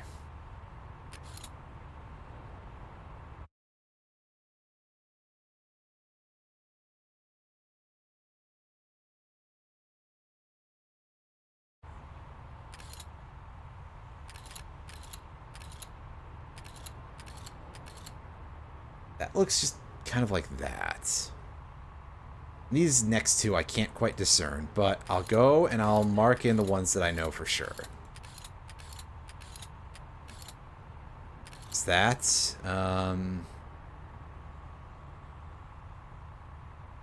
Number 6 appears to be some sort of cross. Yes. There. And this is... Okay, I see the line through it, so that's got to be that, right? This one is a faint line going through there, so that could be the arrow, but I'm not 100% sure.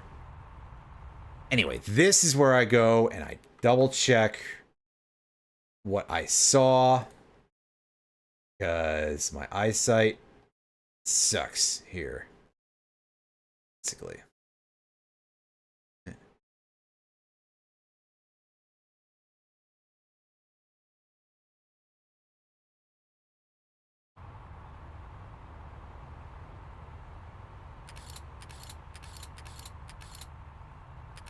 That. This one's the horizontal line.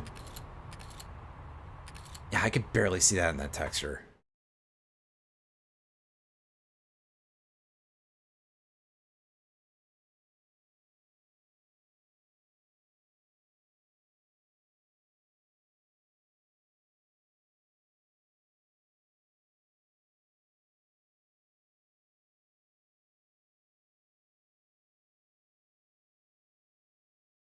Oh, what? Maybe I should read the whole thing, that these are actually just numbers. Okay, so...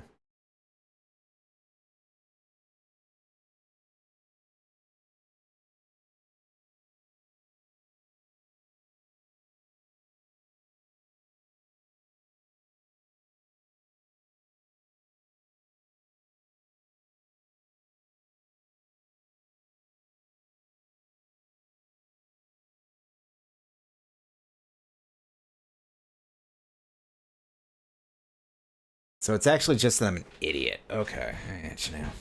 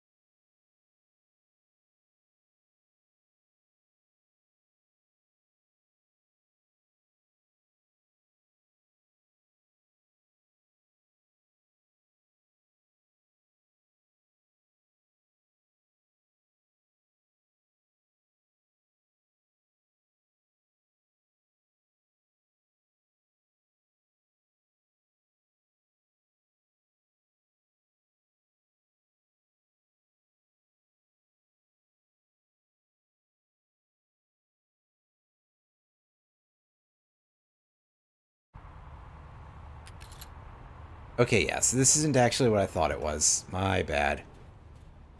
Apparently. Anyway, let's see if I can... Let's go back to where we were.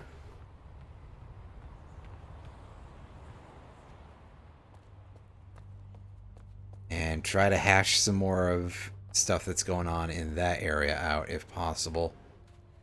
Can I get up there and, like, look at this in any way?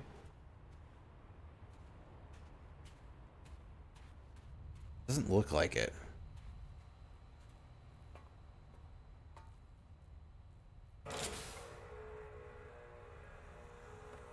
Yeah, that needs a second.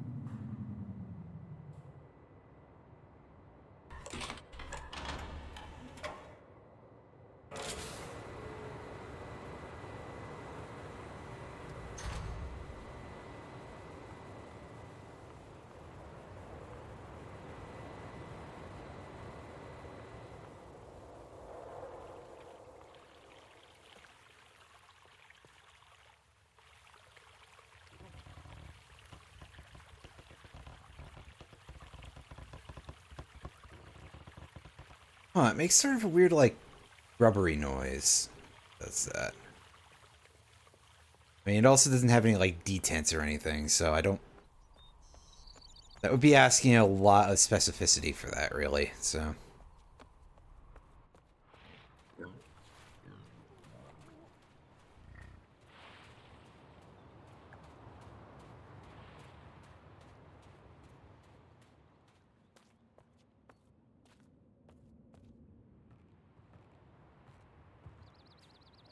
Anything to say about this?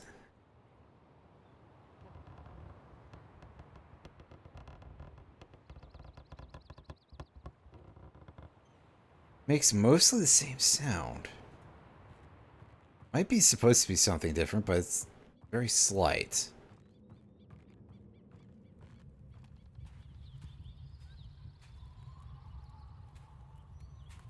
Can I do anything with this? No, there's a couple of chunks of meat roasting in there.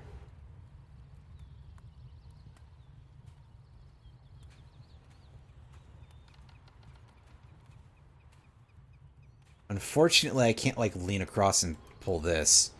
Mist Explorer, hello. I am rather lost in this game. On the other hand, I did know the original Myst at least a little bit. This one, not at all.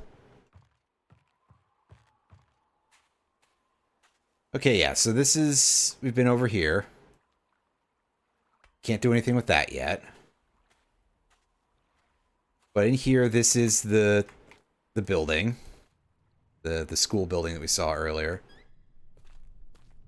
That's it. I think that's all Dunny alphabet. Something on there that I cannot read in the language, unfortunately. And these, I'm led to understand, are supposed to be numbers.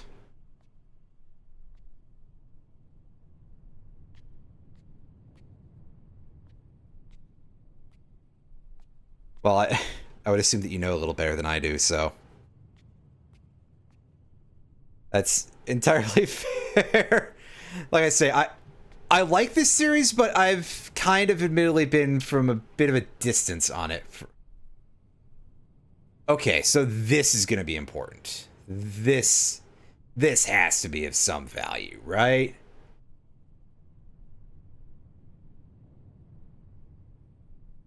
So let me go pull up my notebook here, because I have the one with this saved here, because this is... I was told that these are numbers, and unfortunately I can't read all of them super well. But we have the left arrow, the vertical line. I have this open in another window because I was smart enough to pop this out as a separate screenshot. So that's 8, I think, is the first one. Because yeah, the arrow was... Once again, we'll pull this screenshot up so that way anybody else can see it. That it's very hard to tell, but there is that line going through it. So that tells me that that's the arrow. That is the 8th one in that order. And then we have the vertical line there. That being 1. Let's go back over here. So 8, 1, 0. Horizontal line. Ah, crap. I might have to take a better look at the chalkboard to see if I can find that a little better. I think that might be 5, though. So far we're at 8, 1, 0, 3, 6.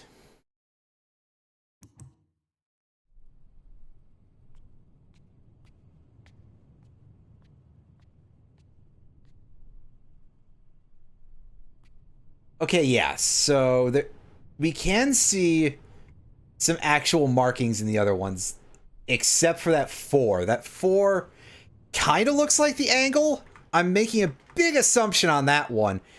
I tried playing with the toy. I don't think I've interacted with everything in this room. I've cranked this thing, and it gave us a little bit of a slightly laggy presentation. A little bit of speech here.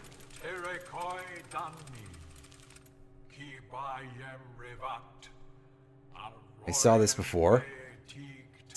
Anything else to check out here? We got these. This is all quite recent.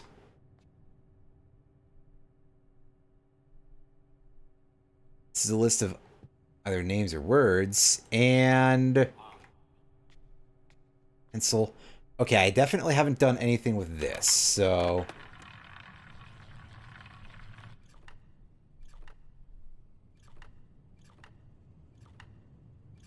Okay, I see. It's counting the number of times the hanged individual here goes down. So that went down by 7. I think, and the previous one was 6. Wait, no, that was 5. Pardon me, I've gotten slightly muddled. That one was 6. The one that I had said before was 6. That I think I said before was 6 was 7. I am absolutely like screwing with myself a little bit. Yeah, this Gen guy seems like a bit of a... seems like a bit of an asshole, to be quite frank with you. So, 8, 1, 0. Making a big assumption on that one, but 8, 1, 0, 5, 8, 1, 0, 5, 3, 6. 0 is not on the list. So is that 10?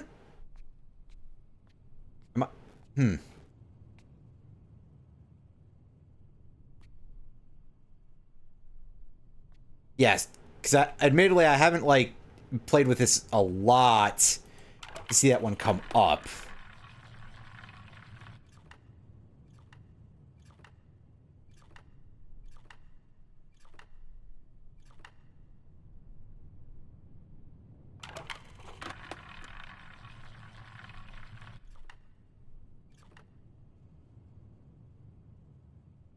So can these get reset? Because I feel like if it runs out, that's...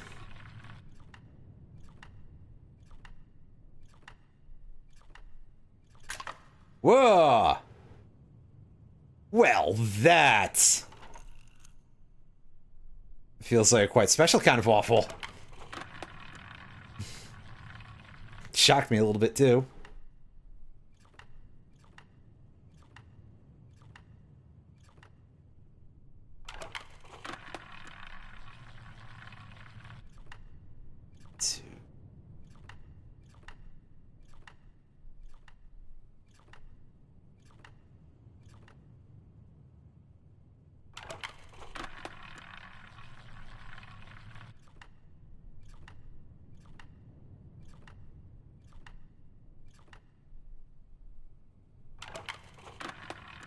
I just want to see if that last one comes up, because that...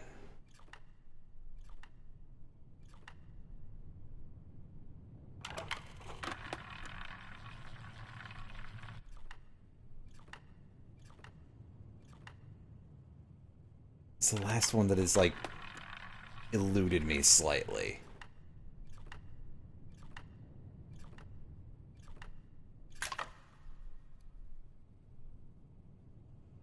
Yeah, well, this is definitely important information that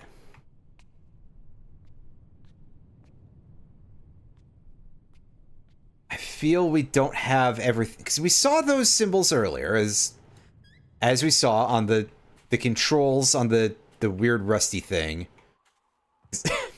I'm not completely confident what to call it other than a mechanism that appeared to be attached to the other horribly rusted out Hulk that was attached to a thing that was receiving steam power earlier. So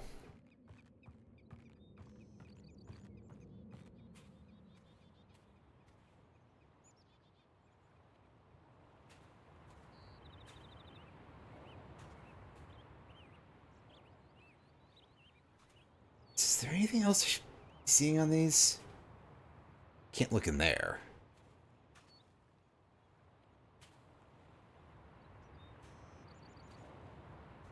They weren't in the original. Huh. That's...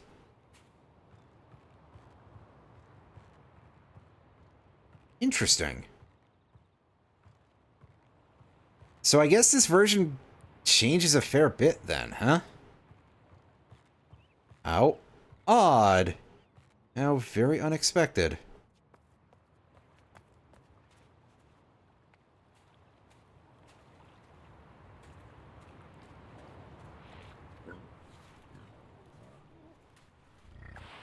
I feel like on some level I just would have expected them to be fairly straightforward remakes, I guess.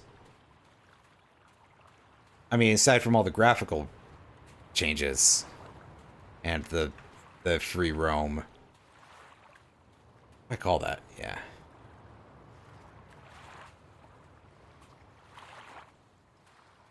Oh yeah, this area is blocked due to water.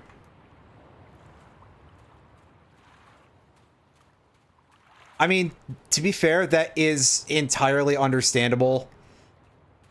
These games, especially the original, have been re-released many times, to put it mildly. So, I can understand why they might be like a little bit... It's very possible. I will go back in just a second, but... yeah. And take a closer look at that crack, I suppose. But, I can understand why they'd be a little bit like, well, we'd like to make sure these are a little different, because... I mean, I have multiple versions of the original... Oh, that... Yeah, that glint was quite, Yeah,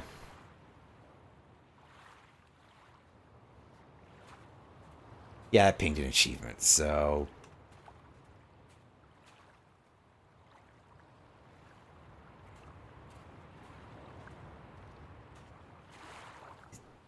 Huh? Oh, I see. Well, that's a visual effect here. On these moths. Oh, that one just went right through me.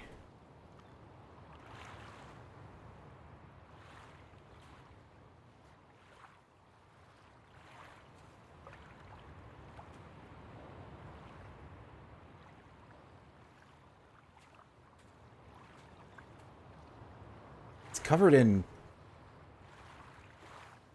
something that the lens is revealing.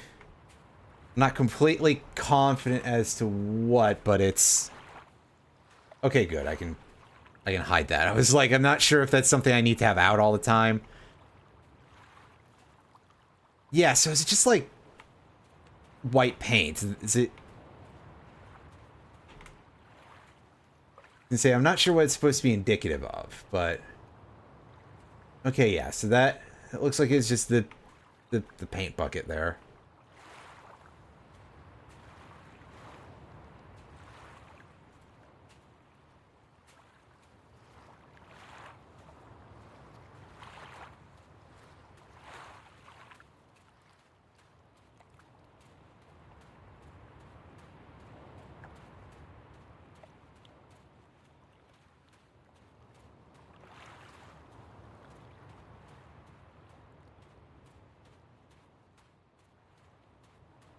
take this with me and see if there's anything over this way that's marked by it, just out of curiosity. Okay, well, it shows all of these, huh?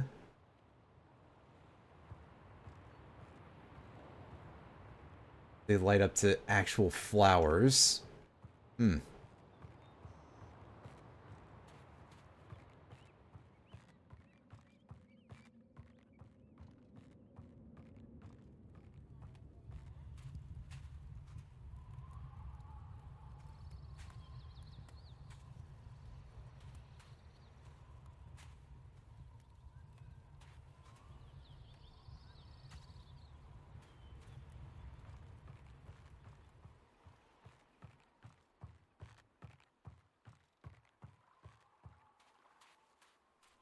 Anything marked in here?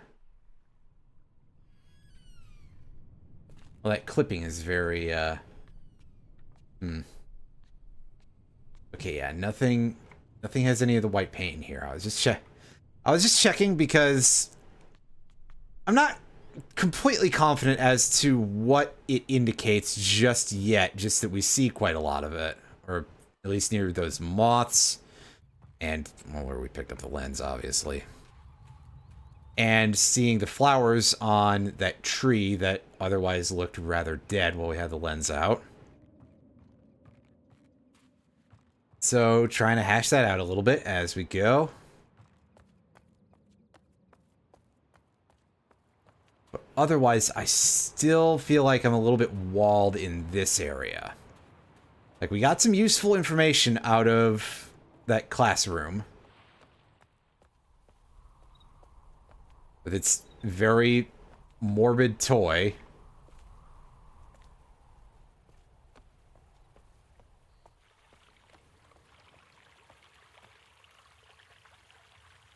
Alright,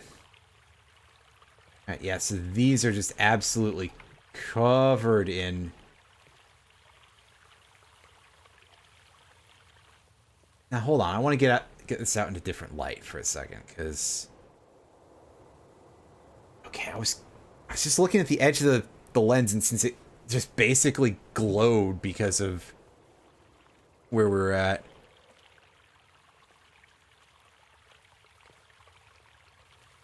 Yeah, okay, yeah, it's not in every area, but it looks like the edges of it are burning. Oh, that seems like something that is a bit of a puzzle solution that is revealed by this thing. As long as I actually got everything lined up correctly.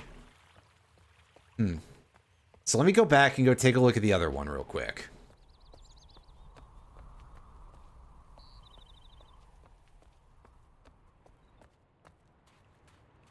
See if there were actually marks on that somewhere.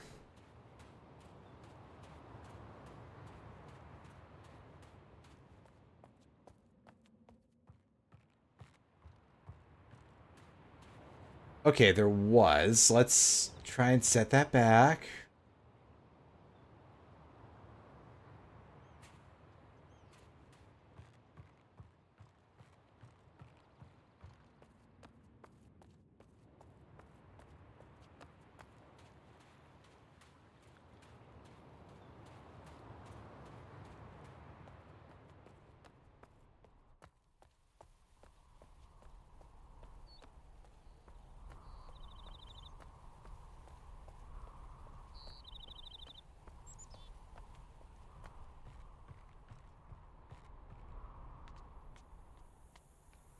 Okay, yeah, and here's just an absolute metric crapload of these moths.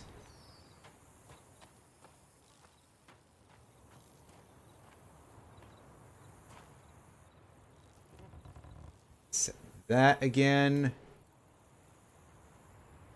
And hopefully that is the thing I'm supposed to do.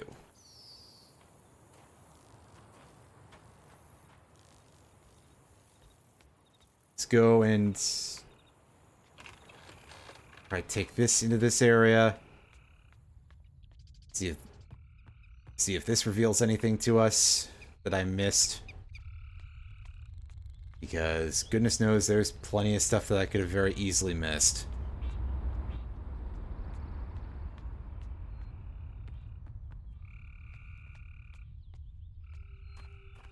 Oh jeez, that's right.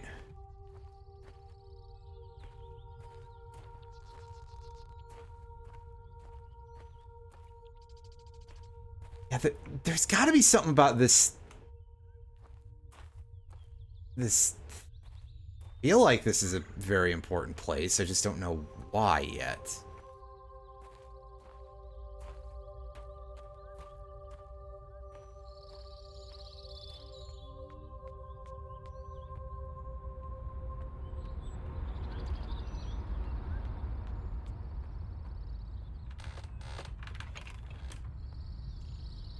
Look back down that way real quick.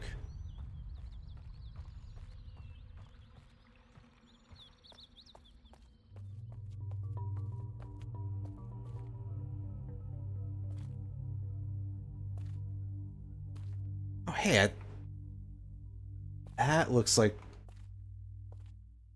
Well, I mean, obviously it looks like one of the Story of Gen images. Is that actually a reproduction of it? 'Cause I saved screenshots of those, or is it just very similar? No, it's just very similar. It's not the exact pose and everything.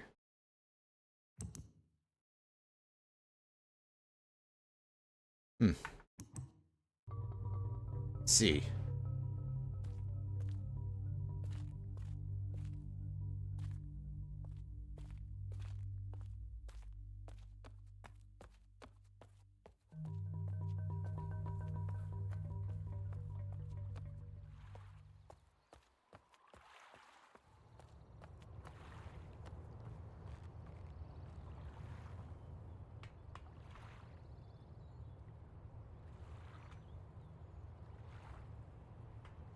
You can't do anything with that yet. Put that away.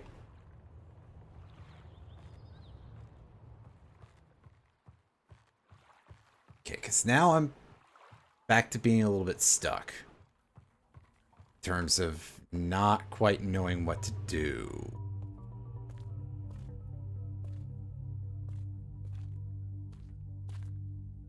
And I'm not sure if these have significance. They stay lit, but only for a brief period of time. I mean, I guess brief might be, underselling it a little bit, but still, they're time limited, which is quite odd.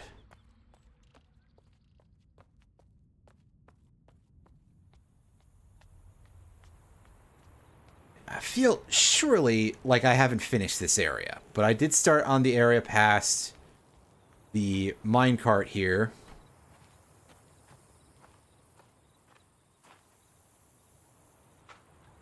Let's take this and see if there's anything going on in this area.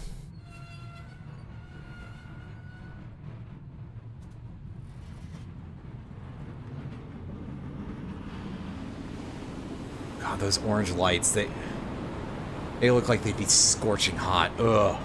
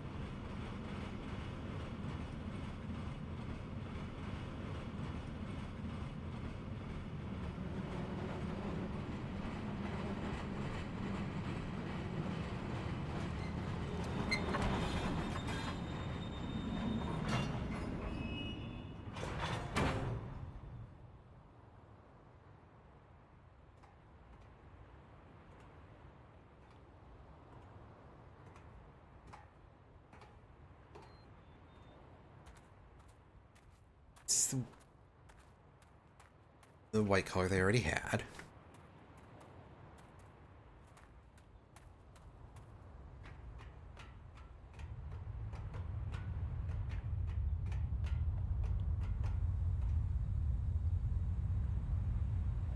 It's nothing to us.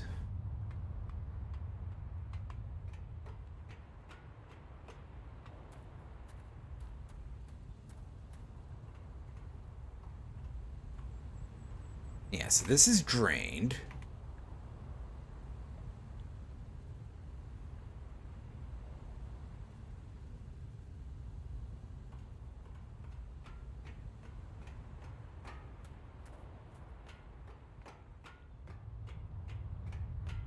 Which I would assume to be a thing that I need to have, I need to do. Am I doing that? So I saw those move a little bit. Only a little. So I'm not completely confident as to significance there, but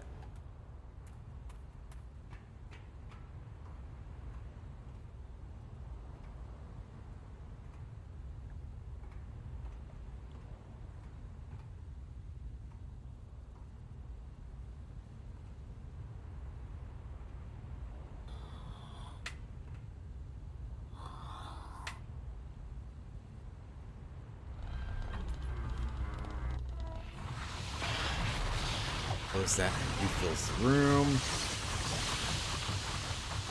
This part is pretty much unchanged from the original. Gotcha. Well,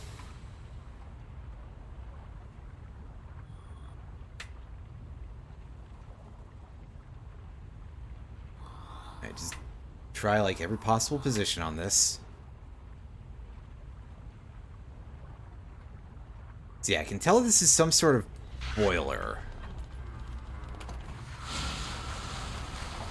And that did automatically drain it because we had that lever in the right position. Ooh, I didn't see that before. That's probably important.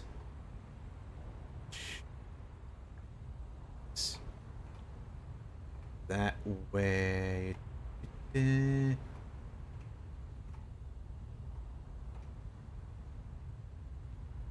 That's just sort of like a dead end.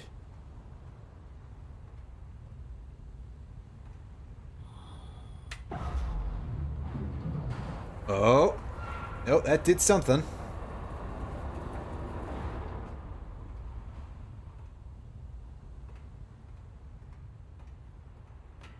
Raise the floor.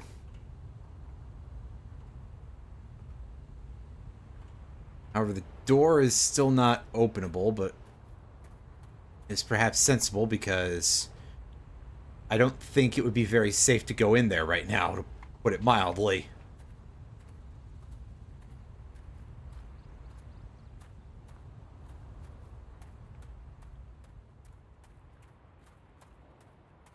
Let's go take a look at this hose, and where does this go? This goes over here, and I don't remember seeing a lever there, so...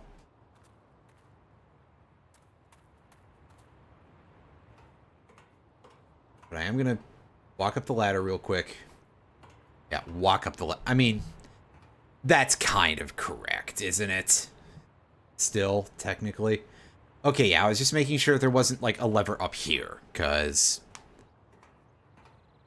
At least not on the steam pipe, or the water pipe. On the power system, basically.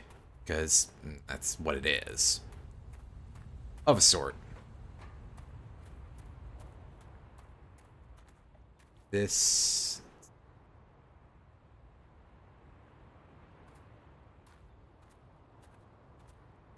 This goes over to this thing. Yeah, this, like, able to be meddled with? Way whatsoever.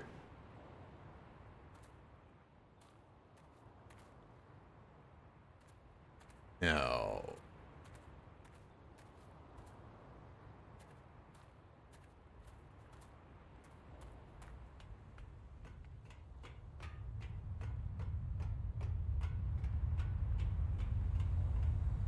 Right, now try diverting the... That... Okay, so we saw that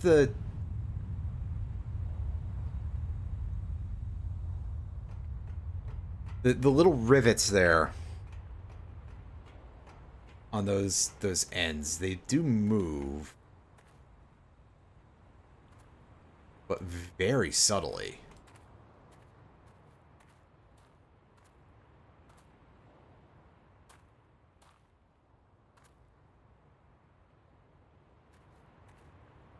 Is that light? Can't tell if that's just like an odd texture for the lighting or if it's a... Oh no, it's a seam on the pipe, right? It looks like it anyway. But I don't think that's quite relevant here. Or if it is, I don't know yet.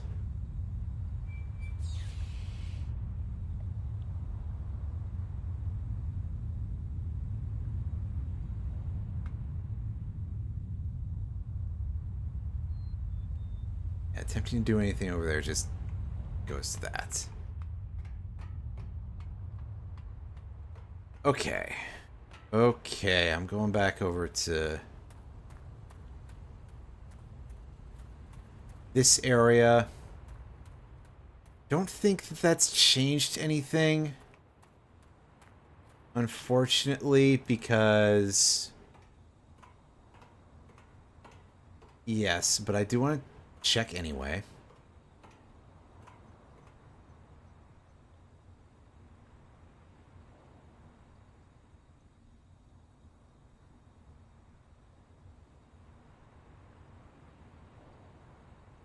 Huh?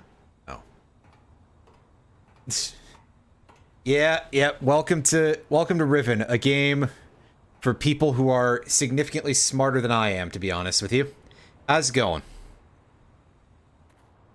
Even before you also, like, actually know all the solutions to everything. As the person who is not much of a... Taff, I don't think you're much of a puzzle person. I understand that this is, like, a lot of people's favorite game. Which, you know, sounds completely understandable, because this does seem pretty cool. It's just that also...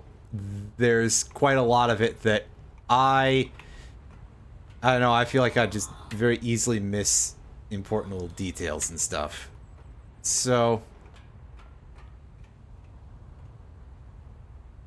again, there's absolutely something going on in here, but I can't get in there right now, and I'd probably have to... Did I miss a lever?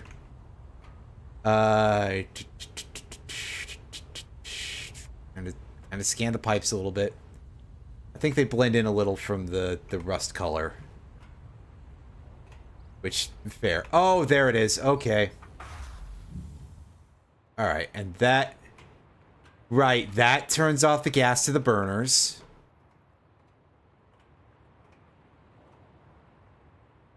And now we... it seems it wouldn't let us in yet, but...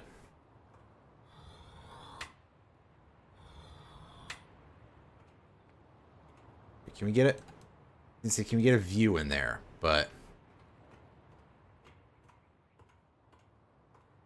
I have to redirect the... Oh, of course. Right. That makes sense, because that's... Is that the door? Let's try doing that. Yeah, I think I said earlier that I had a feeling that the way this was going to go is that there would be a lot of situations where the solution would be right in front of me and I would fail to see it repeatedly for reason of just like overlooking it for something else. And so far that does seem to be the case.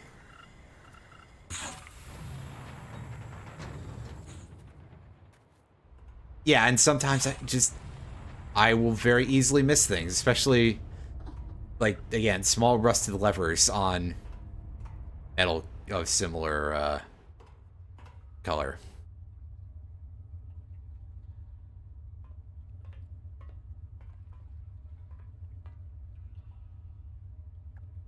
Oh, wait. Is there a split in the path here? Yes.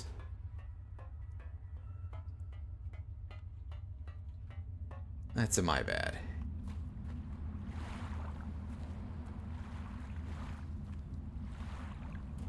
Here we are out on the...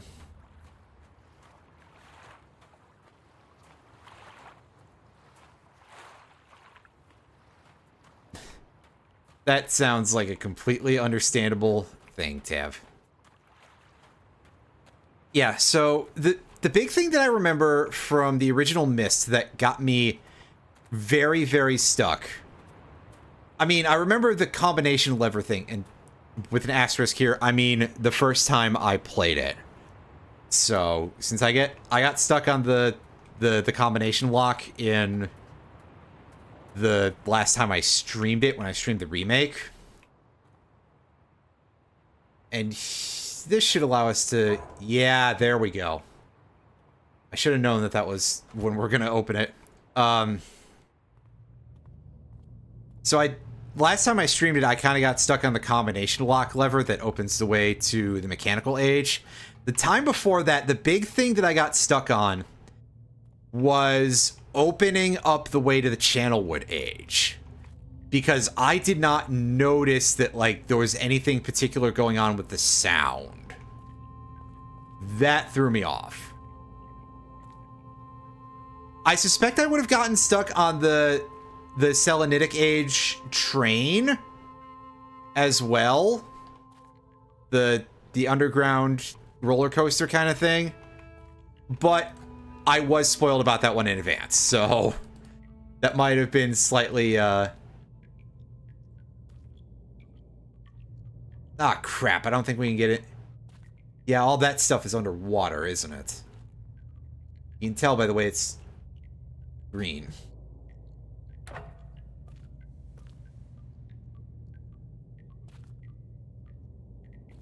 Alright, so does this not do anything, or do I have to wait? I don't hear a noise, but... Oh, well, it'll let me hold it for longer, I guess.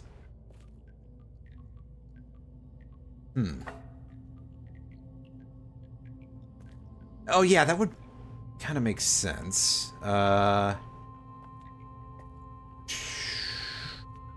Just taking a look at the full of the machine here. There's the tube. Oh, do I have to go all the way? Well, okay. So I shouldn't say all the way because we did get a bit of a shortcut there. Okay, this other... Let's try not to get confused with this pipe. It's a hose. There's that one going... Okay, so it should be sticking out somewhere around...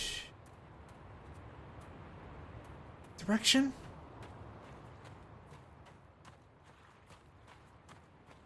Perhaps? I'm just going backwards to see if I can see where the thing is, because...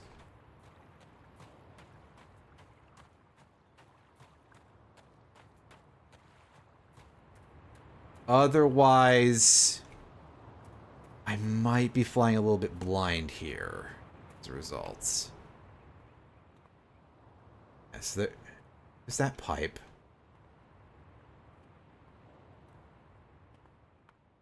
This is the one that's responsible for all this power. Now hold up. I'm double checking where this ends up.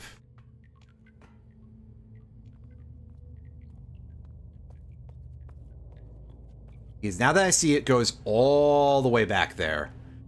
Okay, no, so that is probably the actual power pipe. And that hose is going out to the ocean because that's where it would be sending the water from the pump output. Alright. Try to not be a complete buffoon here.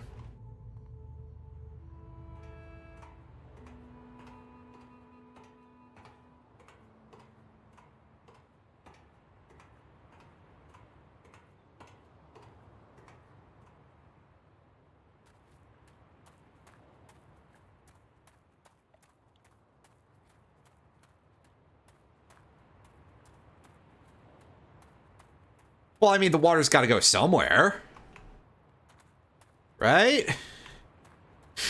Where else would it go? I mean, it's certainly not going all the way into this system here. Alright.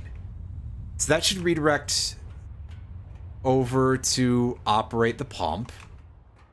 You know, again, continuing to make assumptions about what I am doing here, but I'd say I think I'm right, but the amount of things that I think in this game.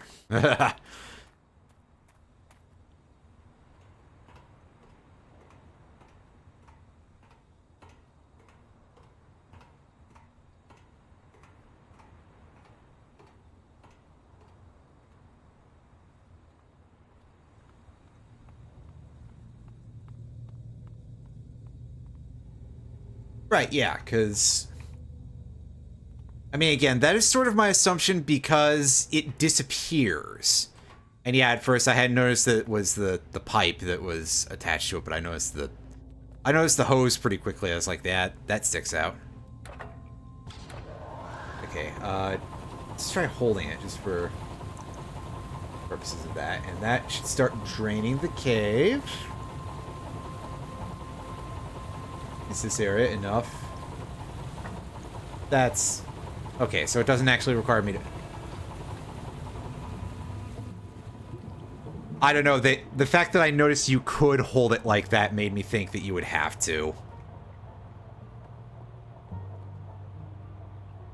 And what have we here? We've got a thing that gets solved for us, huh? Very interesting, like, style of... type of rock here that they've got this... funny round, side to them, right? I mean, I'm no geology expert, so... This surely must be of some value that can go in there. Because I see a round hole. That accomplishes itself quite quickly.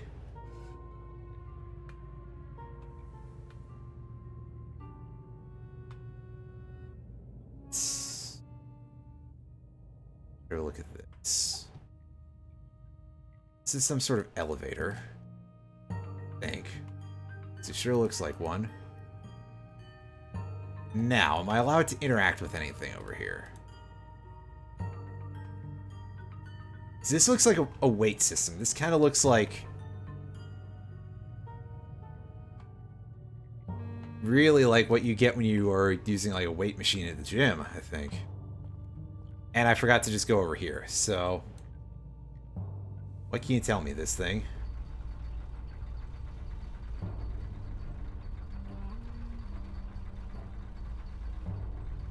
Ah, yes, there we go. So the counterweight for the elevator, and...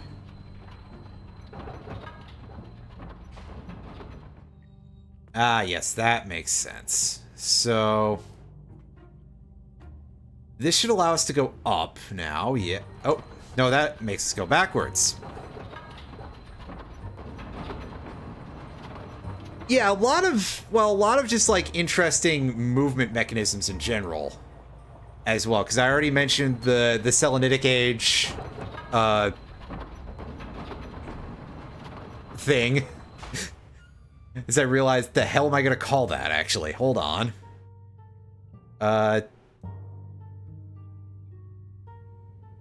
Okay, so that's in place here.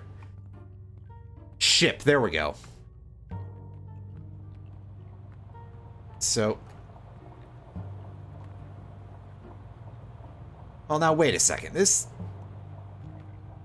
shouldn't be, like, enough weight to... put that back. It might be important.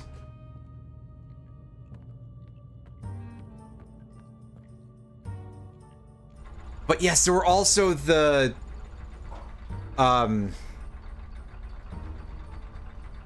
Goodness, I forgot the name immediately. There were like hydraulic elevators in the Channelwood Age.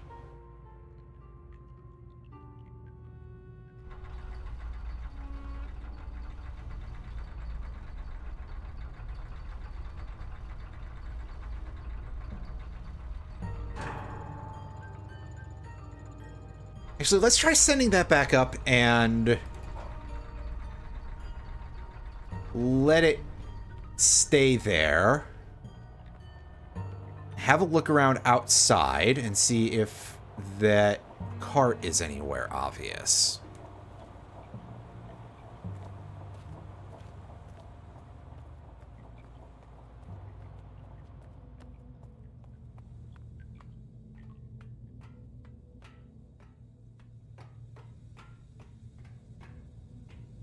Try to place where it would be.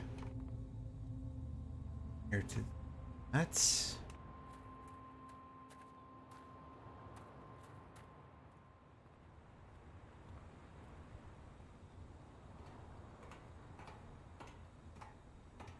But yeah, like the overall style of all of this stuff in all of these games is always very interesting. I love the look and the environment of them. I just wish that I had better, like, attention to detail. Or, in some cases as well, puzzle-solving skills, period. Okay, so I believe that our funny rock cart is up there.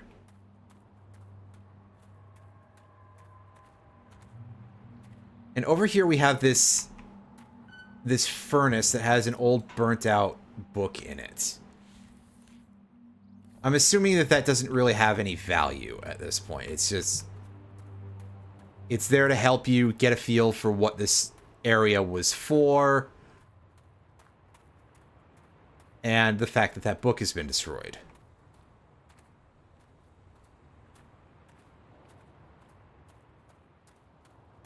So, that bridge... if I can find that bridge, that'll help me get back over there. Because I assume I gotta go over there, and... that will be useful. Is the bridge just around the back of this chunk? I mean, it's a bit of a ways. But... probably find that location? Oh, no, not from here.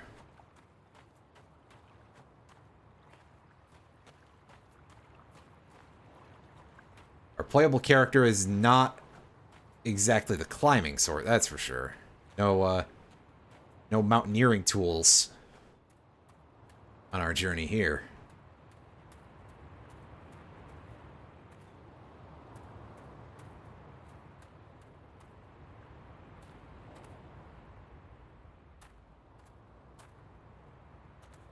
Pipeline. Sometimes you have to... That's a good point.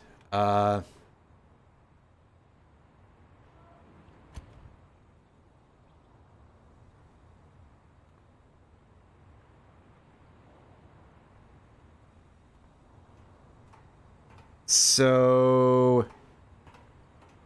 not this side? Okay, I was still trying to get my bearings, and I wanted to see where that pipe that was sticking out of that pit that we saw there, that I got confused for being the boiler was. Let's see where it goes. Just to follow it, this seems like it could be potentially useful information.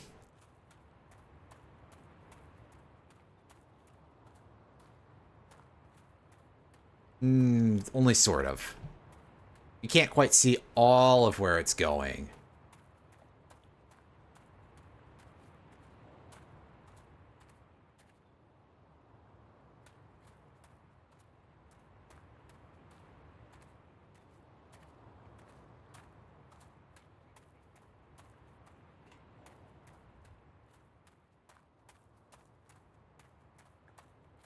I'm going back in.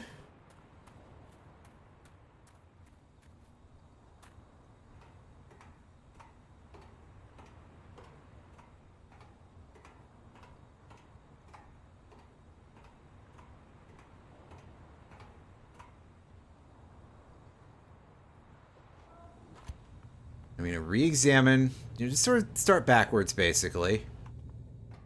Just go...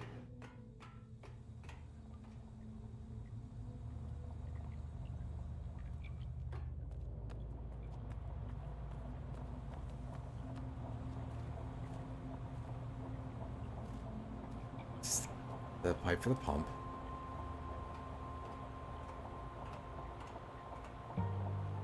It's operational.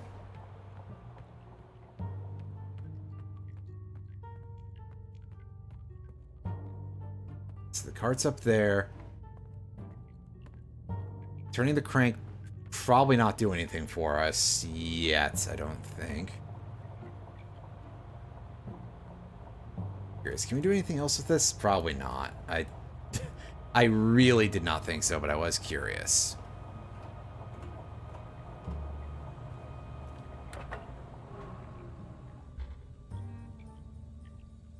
Now, obviously, that didn't do anything, but I would. Once again, had this weird moment of curiosity.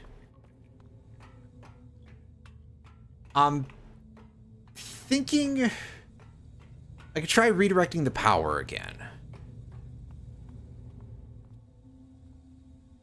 Unless closing the door on this side. Oh, okay. Ooh, yeah, it really did cover that up. Okay.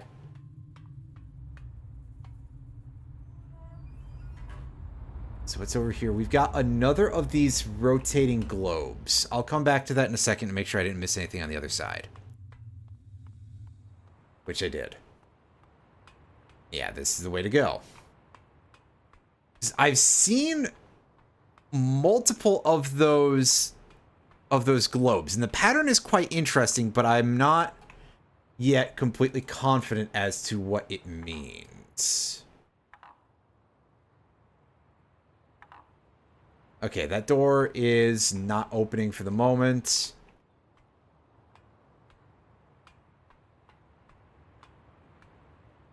Now, hold on. Okay, no, those are not...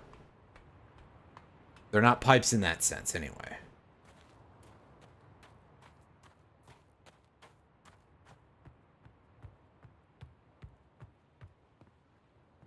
Oh, yeah, this bridge is broken. I'm going to just really hope that that's not a problem.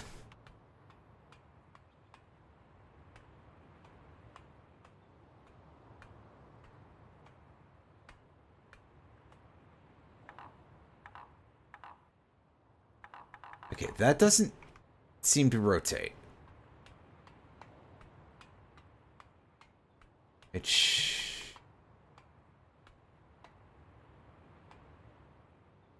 Okay. Okay. I think.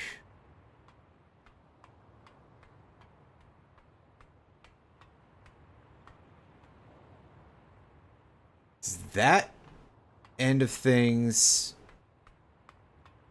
Well,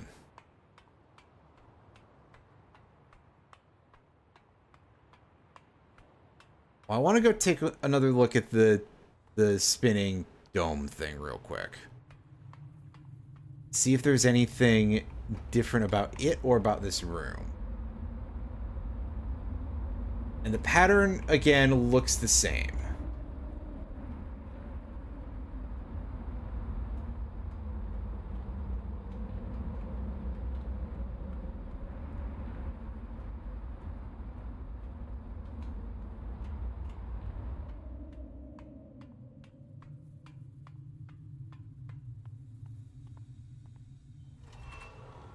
Alright, so reopen that, and...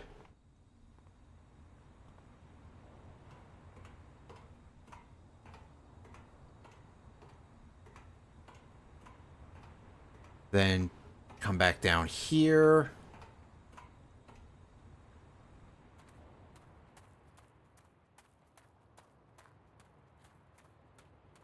I've been completely neglecting to use that thing. I don't know if it would tell me anything right now, though. So we got this water hose here, and it goes up there, but as you can see, it's unplugged. You have to go, well, that's all right. Thank you for the couple of hints that you did give. The decent amount, actually. Because, yeah. I get lost in these quite easily. Thank you for joining as much as you did anyway.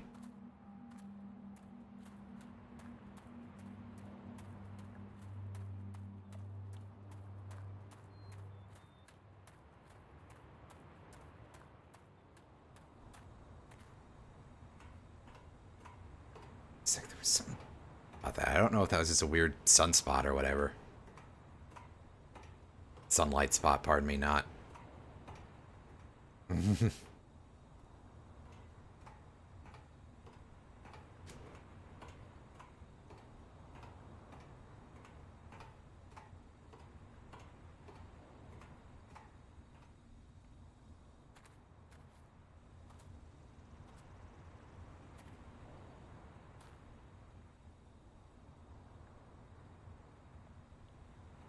See, it's there. I just can't do anything with it. Oh well.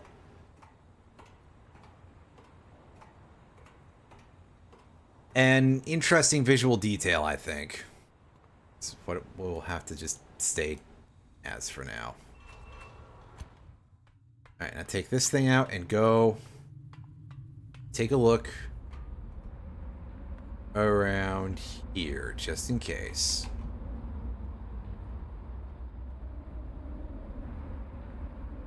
An interesting looking gap in the wall over there.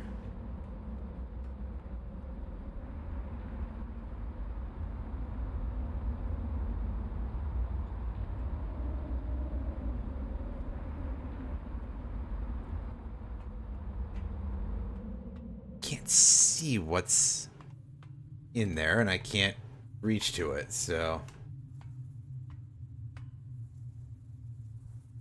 Cursor change for a second? I did not.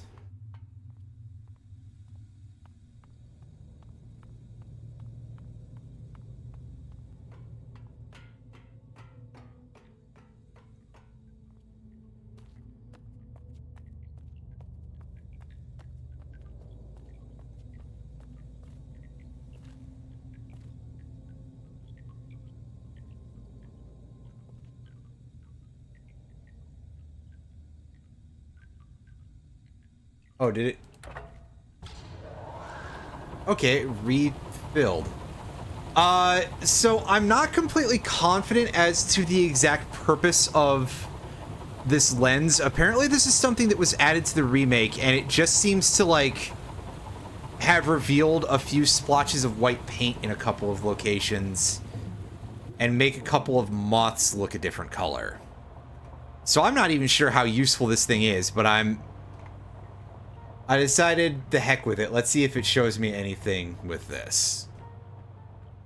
Maybe it will, and it'll make me go, oh, hey, yeah, look at that. That's interesting. Probably.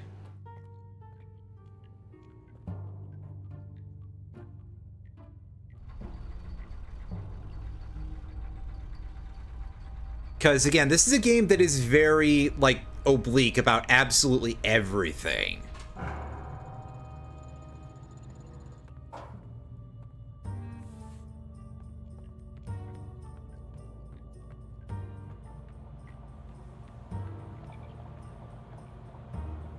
Try putting that back. Because again, what if that is the secret to everything?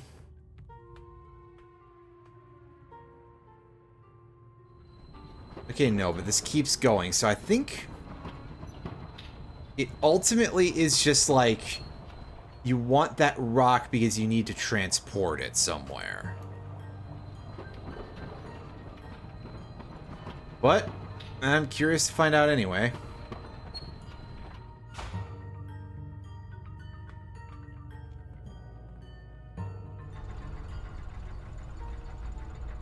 Okay, yeah, so the rock doesn't seem to change any of this. So I assume that here's the bit is we need to have the rock actually go somewhere.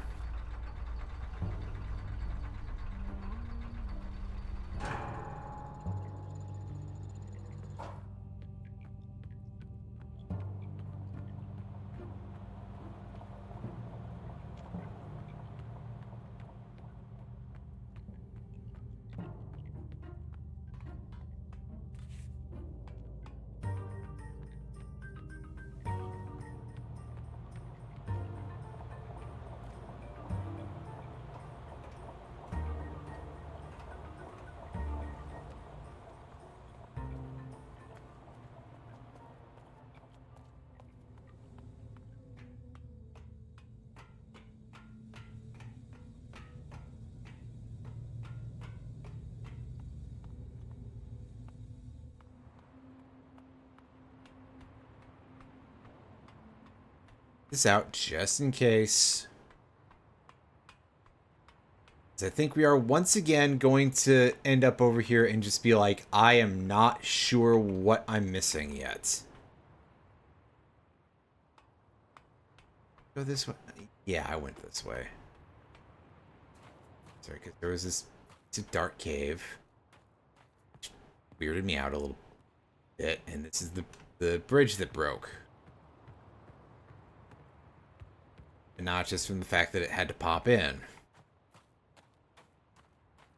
All that is a shortcut back to the gold dome as far as I know, so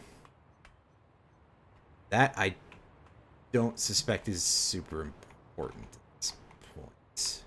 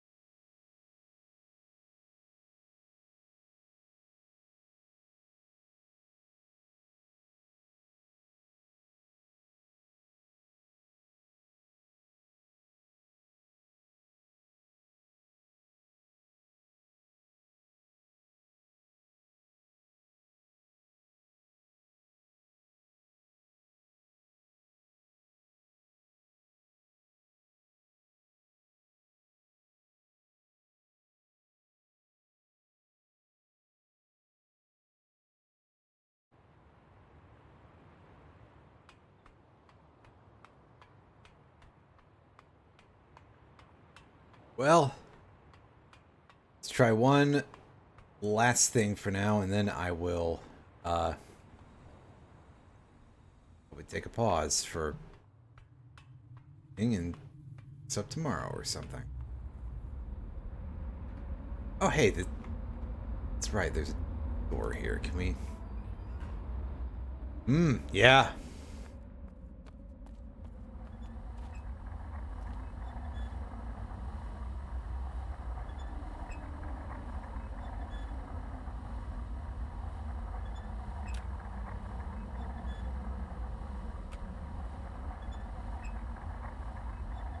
Alright, so once again, I'm not quite sure what this is here for, though.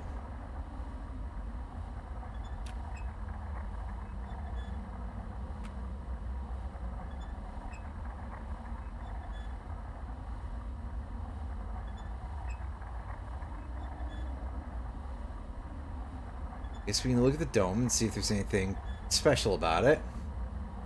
If it, like, does anything particularly weird texture-wise, and I can't quite see.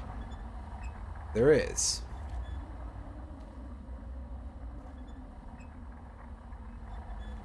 So yeah, it was just one of these things.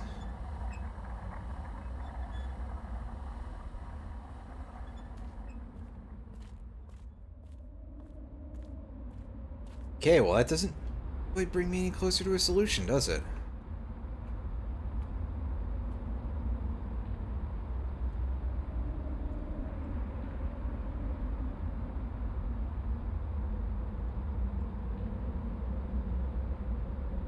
Oh. Oh, wait, one of them had a mark on it. So, okay. That's... Shit, I missed it. It is, in fact, going so fast, but I think it's the vertical line one. Does this show anything different when we go and look at this thing with this?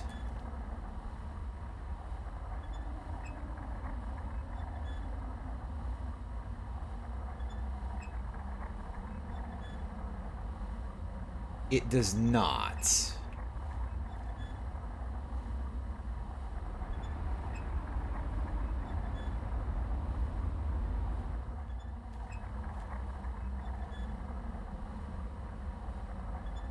Okay, so we can't really view the weird orb and that thing at the same time. Well, okay, so...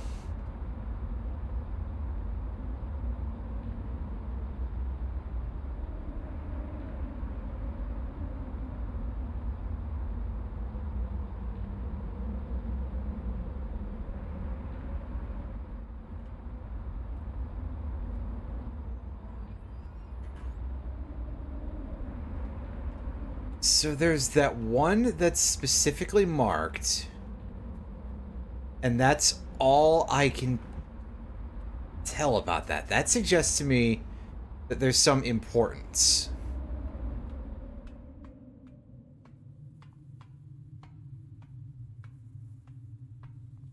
Yeah, it's always a little hard to tell sometimes with stuff like this.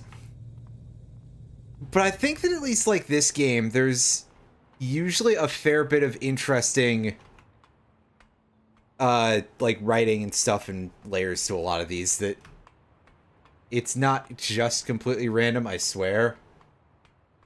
But also I'm not necessarily here to tell you that I know much more about it for sure. So yeah, slight problem here is that I am no closer to a solution.